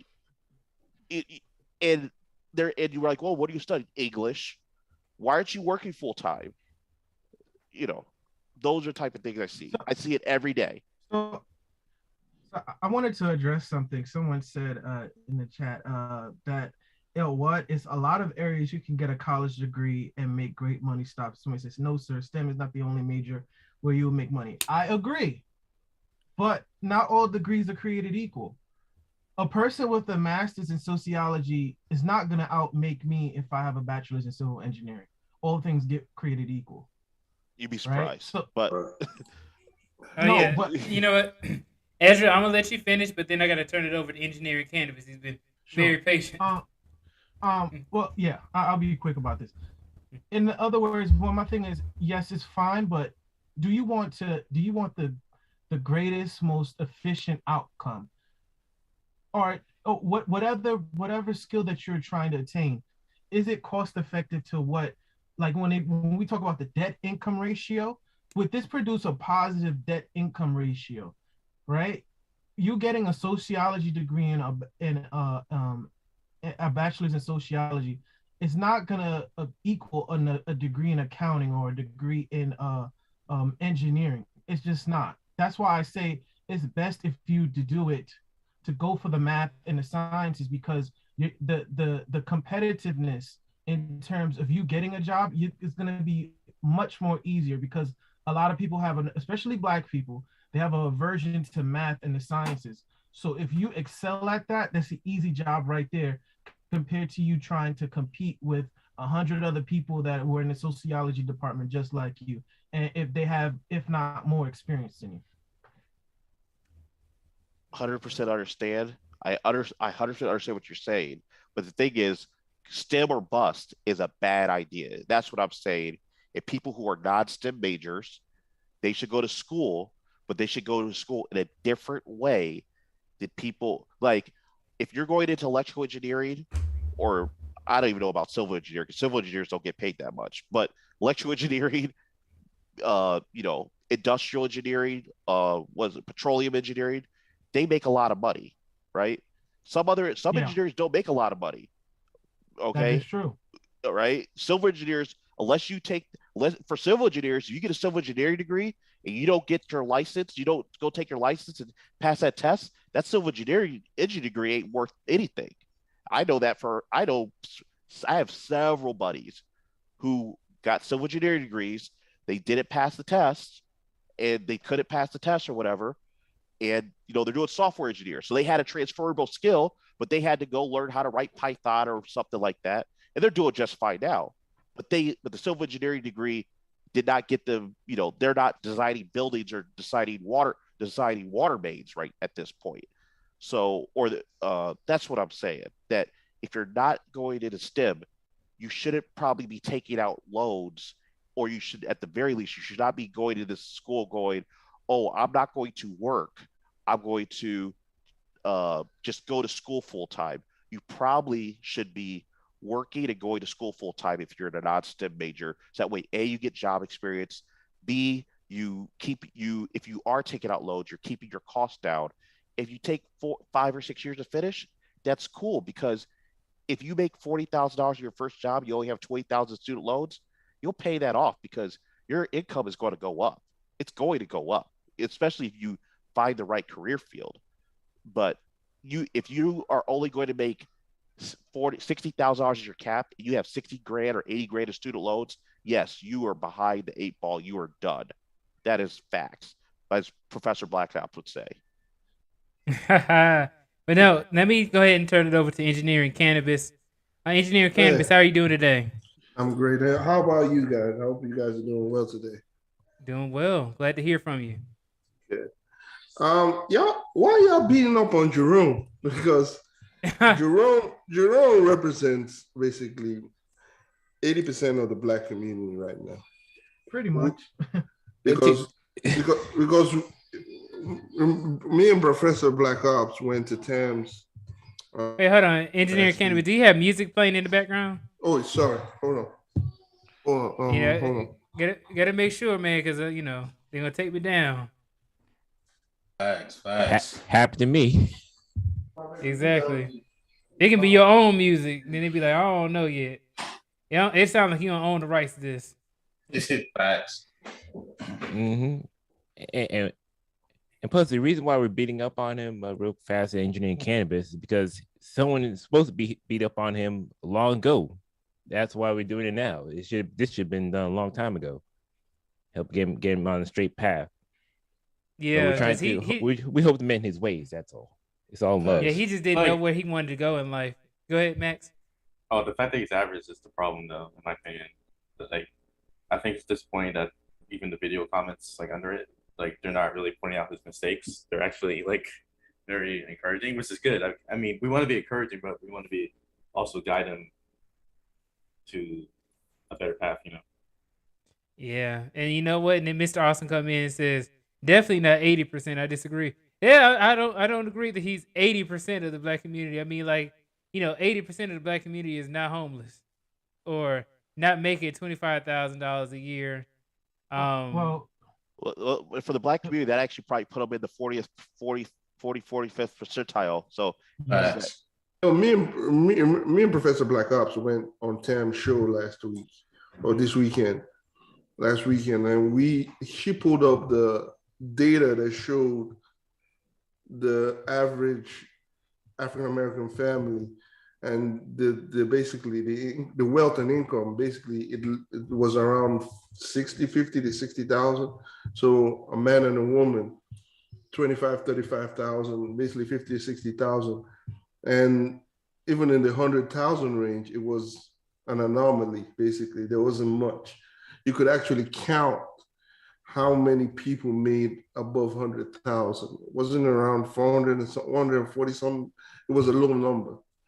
So again, he represents, again, 80%. If you think I'm lying, go to Tam's Women in Linux, their show last weekend. You see the graph, you see the real stats. He represents engineering cannabis. Now you may be talking about like from an income perspective. What I'm saying is his whole situation, like he's saying he represents 80% of people. So I mean, like 80% in income and 80% of the African American population, like individuals, right? Well, that's still not. That's in family. No, this is family. But he doesn't have family. I mean, so he doesn't have a family. So I'm just trying to say, like, for individuals. So this is what these single mothers look like without all the welfare goodies, Section 8, food stamps, home heating credits. This is what they would look like. So he represents. So what? This is just a small case. I'll say a small case study for a bigger problem. Yes, he makes 25K. Yes, he needs to be focused, and all that comes in play. And I'm sure because I know I watched this video I think a couple of months ago, and by that time inflation hasn't hit that bad and all that. So right now he's going to be feeling that and all that. So what I'm saying is this: yes, he has a lot of work to do to basically get his life on track. Fine, but again, this is not. He's not an isolated individual. Oh, yeah. He represents. He represents a lot. So the question is, how do you? Because again, we can beat on Jerome, but how do you fix not only one Jerome but numerous Jeromes? How do you come into play? Because again, even with the predictive analysis for even the African American family, we lose wealth.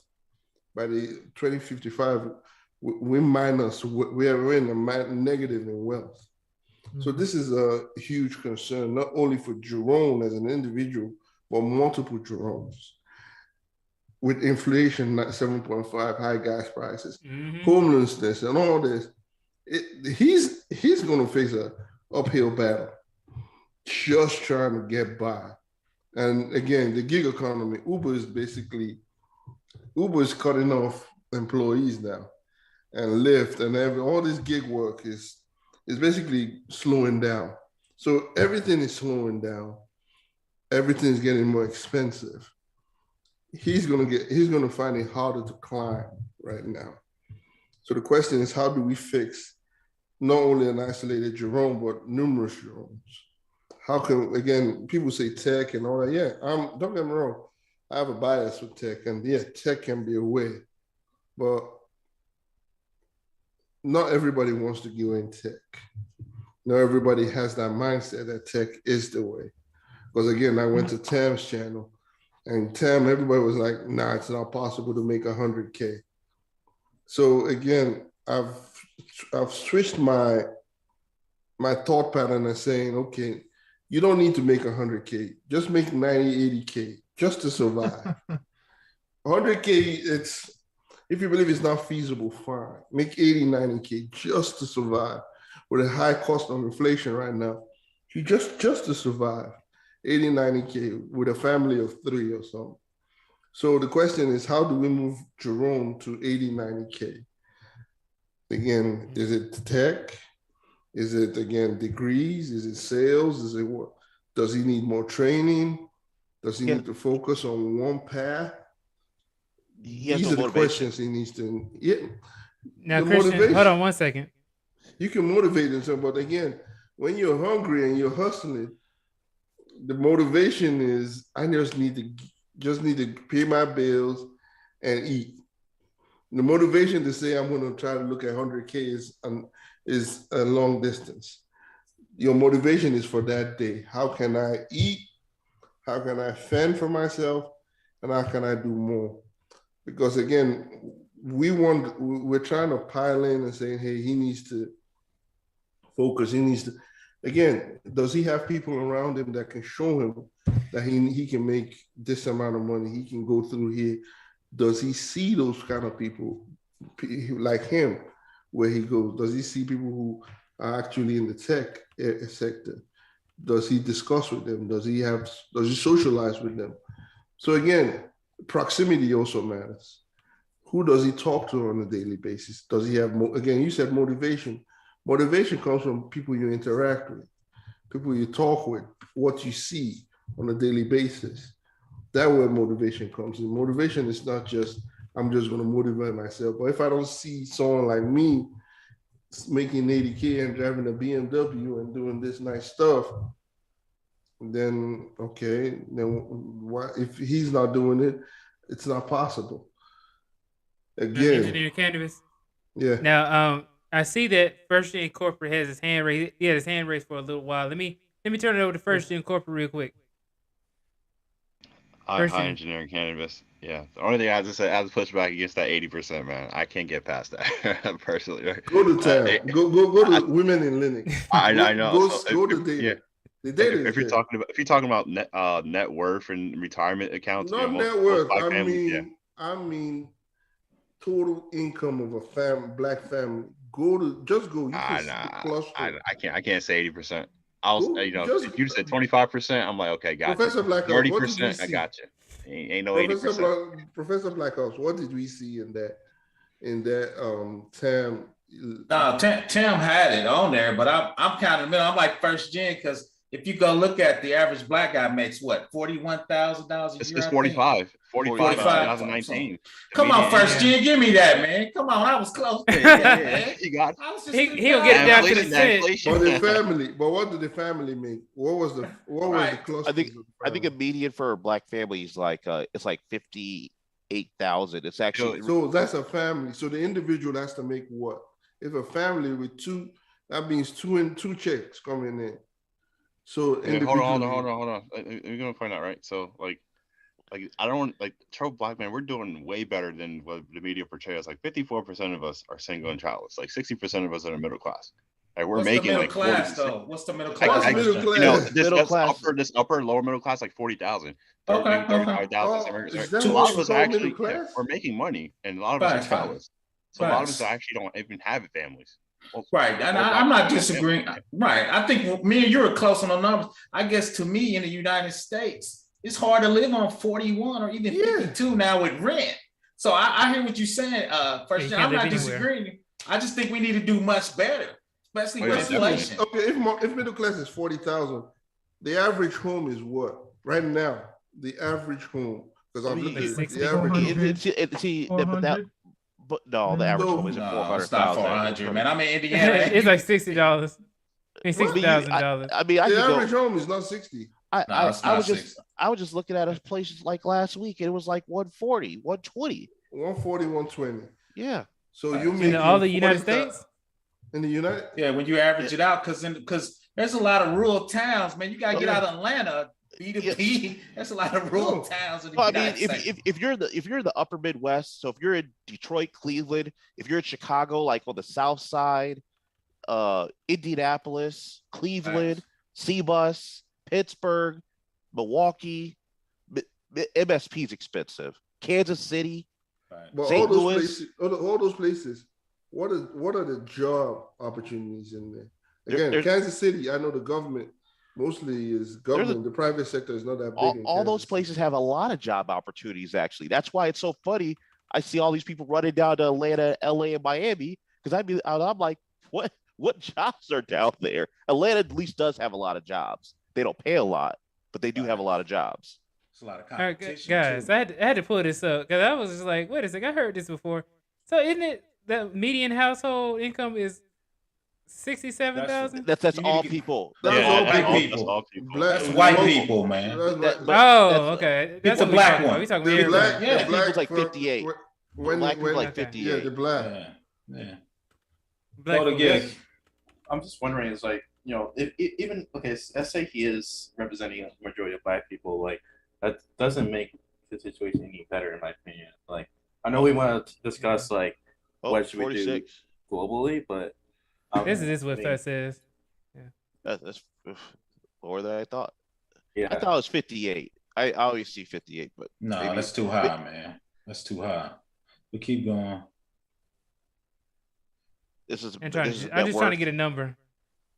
Go to black. What's the one? KSU's black demographics. Black demographics.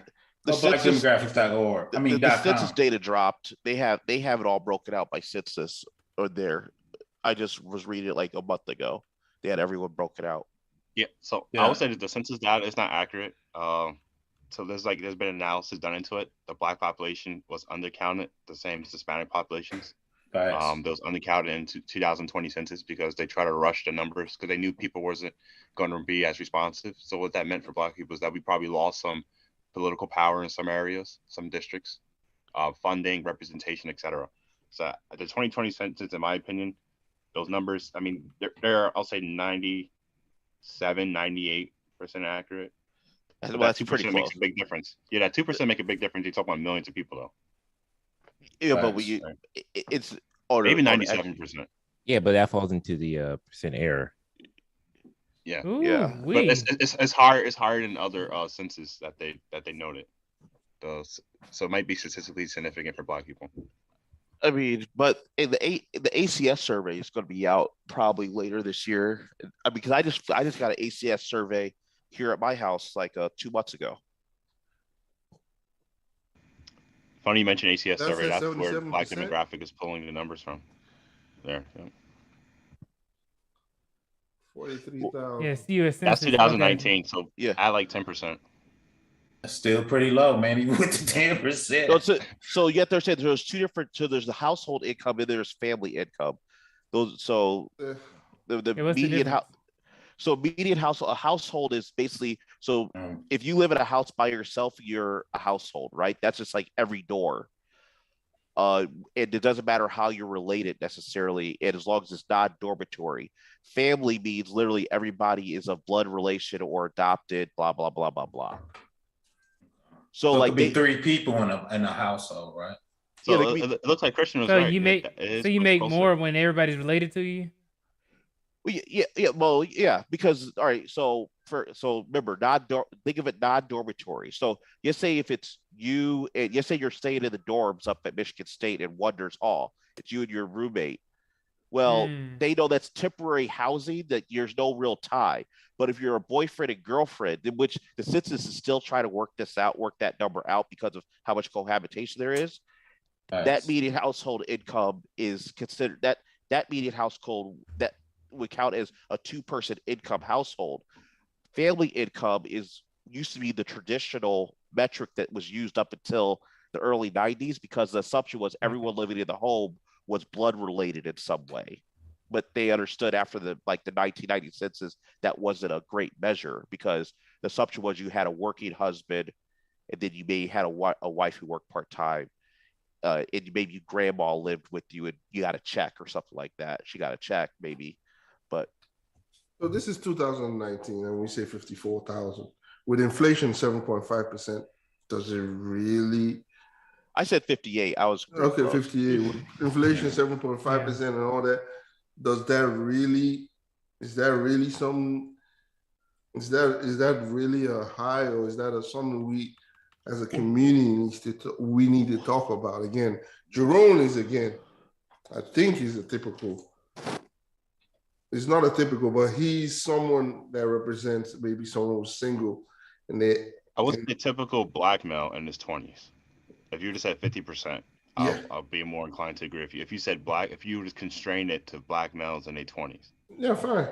Well, okay, we can agree on that. Let's agree. Everybody agree on that. Yeah, but 23 years old, make it only that, because when I was 23 years old, what year was that? That was 1958. Man, I'm only 38 years old. Don't put no years on me. He's like during Reconstruction. He's like around 1901, right after Reconstruction. Oh, dang, he killed you on that one. Are most black men taking out those loans though? So I feel like he's actually more in a worse position than most black men his age. What was the question? Yeah, Max, I agree with that. Something going on with your mic, but I will say that So Mixmaster Miko, Max said that he's actually worse off because he took out those loans. Now you can't say this is that, hey, you know what? Maybe he's in further in debt than most people because he took out all these extra loans. I mean, almost $50,000 in debt. But I see people do that for college all the time too. Go ahead, that's my. Yeah, but the difference with him is that he invested into a business there's no increased revenue. There's no increased revenue with that business that he's created. It's like I was watching Aaron Clary. He's an economist too. He's funny. He said it's almost like sometimes with situations like this is like a person is cold and they're camping, and in order to create warmth, they pee in their pants. And then it's like, yeah, for a while it's gonna work. It might make you feel warm, but then in the next three hours you're gonna feel cold, but you're gonna smell. So it's like he's only digging his grave even worse, you know? Yeah, and he's in all that debt. And I think actually credit Christian for this one. I think he's really, he's a real definition of what you call manifest destiny. I mean, he's manifesting his way through life with no direction. And the thing is, what we have to do as black men is black men and women, is set the expectation early. It's like, okay, you go elementary school, you go to college, or you go to the military, you go and be independent, make yourself be able to live, because you just never know what the future is going to hold. So we just have to hold our children accountable and give them that guidance. Say, hey, these are some of your options, and then as they grow, help expand those options and say, here, you can do all this, but give them a path to go by and give them concrete plans and concrete advice that they can go out and execute. Otherwise, they're gonna be floundering around like Jerome and trying to do all these things, and he's going nowhere. He's end up spinning his wheels, and then he doesn't know which way to go. And it just reflects bad upon us as a community. But I have to run, but appreciate being on the panel. Salute to the panel. Y'all take it easy, and I'll catch you on the next one. Thank you so much, Mixmaster Miko. Really do appreciate it. I wanted to say one thing. Yes, sir. Pointing out to what Christian was saying before. The concept of not everyone is to be into tech. What I've realized too, it's funny what Aaron Clary says the same thing, and I've learned a lot from this guy. I think it's a millennial thing. I don't know, maybe how we were raised. Our parents would be like, yeah, just do what makes you happy. The sky's the limit. Pursue your dreams. Like, your job is not supposed to create your happiness. I think a lot of people don't realize that kind of they haven't had that epiphany yet. Your job doesn't create your happiness. Your job subsidizes the things that would make you happy, right? So if you want to, for example, go on vacation, and if you have a good enough job, right, not might be pleasant 5 days a week through 9 to 5 every day, but at least you're subsidizing where you can go take a trip for multiple weeks, so on and so forth. I think the whole concept, especially as millennials, particularly Black millennials, we got to get out of this thinking that going into a career is supposed to make us happy. You just got to do the work, be the best that you can do so that you can use whatever monetary gain that you got from the job or the career and use that for the things that you enjoy in life, you know? Most definitely. And then we also got Christian. You have your hand raised, and then we also have another person coming up.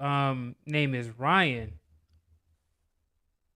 But yeah, so Christian, you go ahead first, and then I turn it over to Ryan.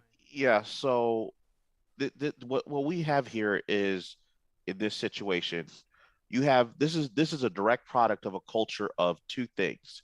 You have one set of people who their parents had the financial backing to allow them to go to school and then take on careers that necessarily do not have necessarily an obvious return, and their parents are backstopping them.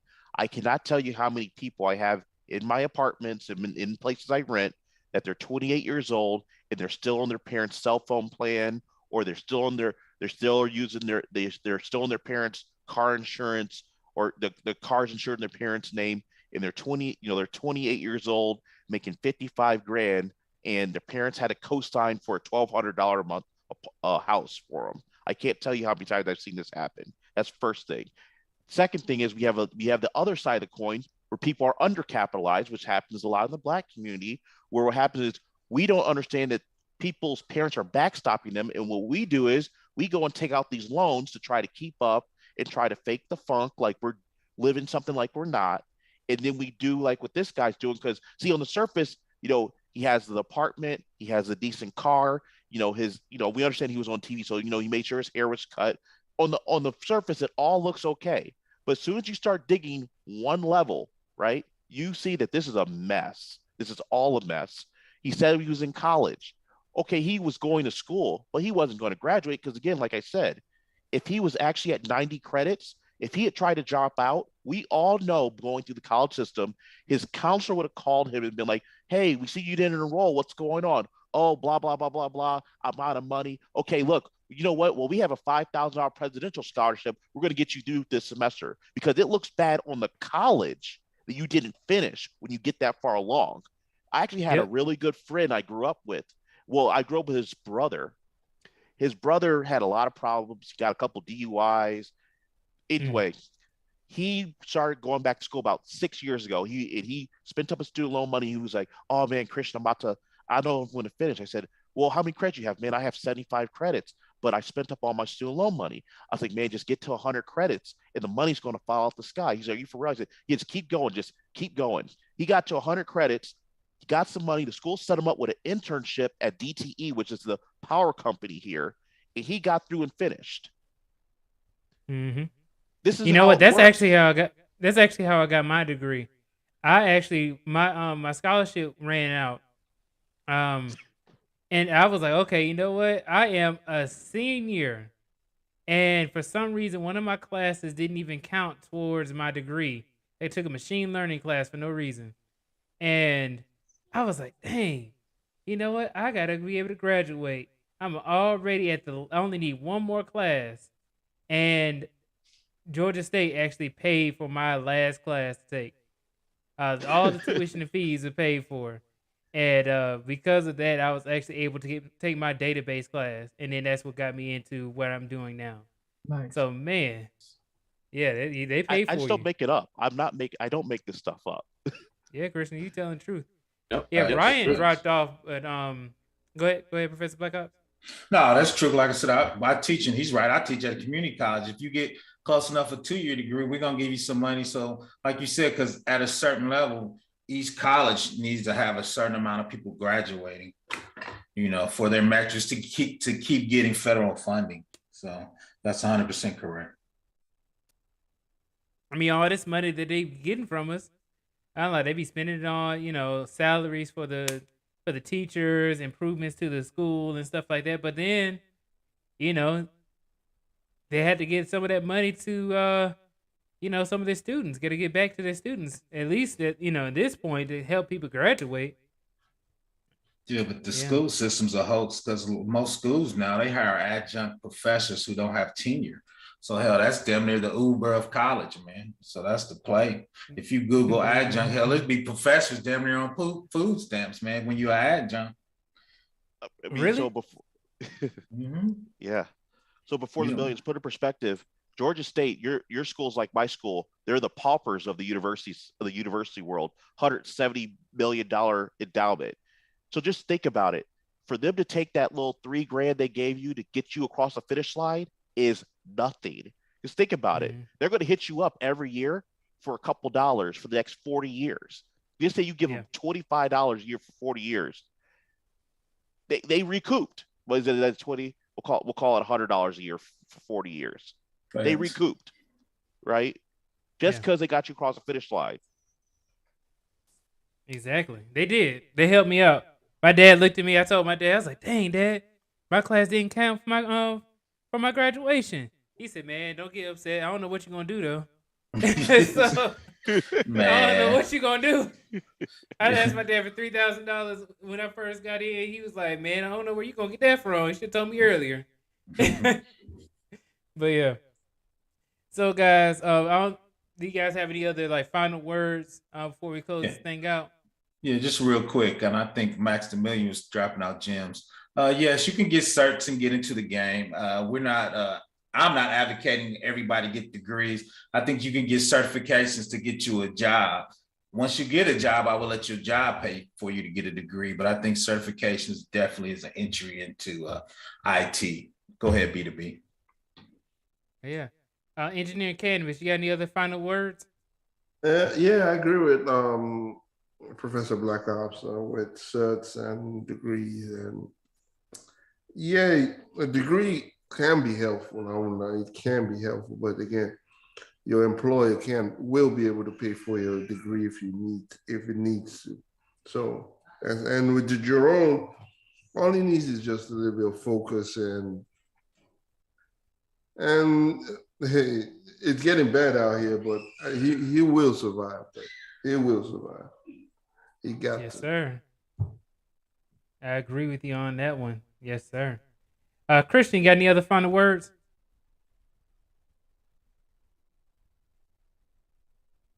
I guess not. I just want to. I want to just say, my last words. Thank you for having me. I appreciate it, BTV man. Keep up the great work. Yeah. And thank you again. Thank you for coming up. Everyone else's commentary. No, thank you. Appreciate it, man. Yes, I really do like that, man. And all right. So then, First Gen, do you have any final words? Yeah. So, thank you, B2B, for reacting to this video, and thank you everyone who contributed on the panel this evening. Again, it's just unfortunate, you're in a position this young man is in. But he does have some positives going on for him. He doesn't have a child. So that's one of the that's one of the I mean, think about it, right? That's one of the limiting moves you can make if someone is in an untenable or precarious situation, as he seems to be in for himself. So he has time to catch up. He has to remember, every year you defer, that compound interest only works up to a certain extent. So you're gonna have to put in overtime and overdrive in order to get where your peers are at. And at a certain point in your life, if you haven't figured it out, it's a little too far and a little too late to catch up. So hopefully, in the subsequent years since the CNBC, I wish they did a follow up on him because it's been about 2 years, I believe, or maybe a year and a half. Hopefully he's on some greener pastures. Hopefully. Because he's a black guy. I want to be positive on that, man. I want to give him some encouragement. Hopefully he's doing better. Professor Blackout shaking his head no, like, I don't care. I don't want to hear what he's doing. He made up his path. All right, Max. You have any final words? You hear me better? Yeah. Okay. Still a little bit of static, but you can go ahead. Oh, static. You good? Finish up. You good?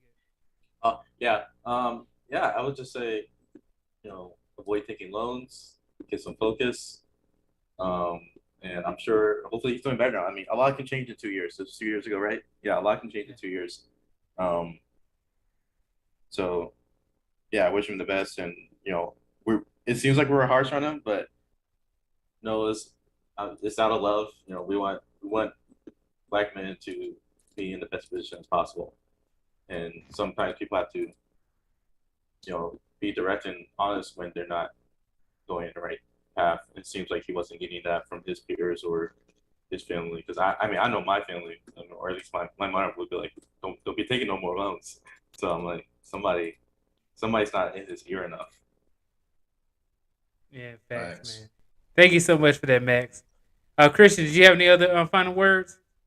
Yeah, my final word is, people, when you go to school, have a plan. If you don't have a plan, go to the military. Just it's that simple. If you do not have a plan, go to the military. If you find yourself at college, unless you're going into engineering or you're going into like, I would say, or you're going into pre-med and you're really going to pre-med, like you're studying the MCAT and you're actually can score 40s across the board on all your stuff, you need to have a part-time job, or I would say a full-time job. This working and not going, this going to school and not working doesn't work anymore. Don't worry about people making fun of you going to work or working in the cafeteria or whatever you're working in the library. It's not worth it. I'm telling you, it's not worth it. Man, thank you for that, Christian. All right, guys, thank you so much. Also, I want to ask you guys' opinion on this before you guys drop off. Is that, do you think that this video has been a little bit more entertaining than previous ones? These reactions. Yeah, definitely. This guy's more entertaining. All right. It's more relatable. You have a large panel this evening, so I think it definitely attracts good reactions from across the board. So it's great to have these type of videos. I don't know. You need to get something super positive, B2B. You've been negative. We done had the girl that, she got an extracurricular activity. This young brother, he's so lost, man. Without y'all, I'm just so pessimistic, man. I'm like, shut up. That dude ain't gonna make it, man. I know Maximilian's trying to cheer him up. First gen, that's my young man. He bringing out all this positive stats. That brother ain't gonna make it, man. He done. Dang, man. He done. So, I mean, we need to find a young dude that's doing all the right things on the next video, B2B. I need you to get a little more positive. All right, I got you. I will see you guys tomorrow. That's why I see you guys tomorrow with a positive one. All right, Professor Blackout. Wait, Professor Blackout, did you say it Queen Keisha? Somebody? Yeah. No, I gotta get her Queen Keisha with the 3, man, with no I, man. I'm gonna have to find her on a Cash App, man. I was sleeping, man. I need to get at least we can send Queen Keisha 50 at least, man. Then Maximilian and First Gen can call me a simp, man. But I'm okay with that though. I'm okay with that. Everybody have a good night, man. I gotta go study my Amazon, my AWS book. I'll check y'all out. Good night, Professor Blackhouse. Thank you so much for coming up. Oh man, I absolutely love it. That was so much fun reacting to this. So hopefully you guys enjoyed today's live stream. This was fun. I'm glad that we were able to kind of do a reaction to this and be able to give some constructive criticism to a lot of the things. I will say overall that Jerome was doing extremely well. He's doing a lot better than a lot of other people in his situation because he actually does budget himself. He does actually invest. The only thing is that after the first half of the video, it completely goes downhill, and he is in huge amounts of debt. And all of these things are things that he is doing, of his own decisions. So these are a few bad decisions that he's made that we can actually help other people to not get into. So, overall, I wish him the best of luck. It's been 2 years. I'll see if they have a video updating him on anything. But yeah, $25,000 a year, and he's 23 years old back in 2020. So now he's 25 years old. So all I can say, man, is I wish him the best of luck. And that being said, guys, please go ahead and like, share, and subscribe to the channel if you haven't done so already. And also hit that bell notification icon if you want to be notified whenever I make new videos on YouTube. Thank you guys so much, and I will see you guys on the next one. Peace.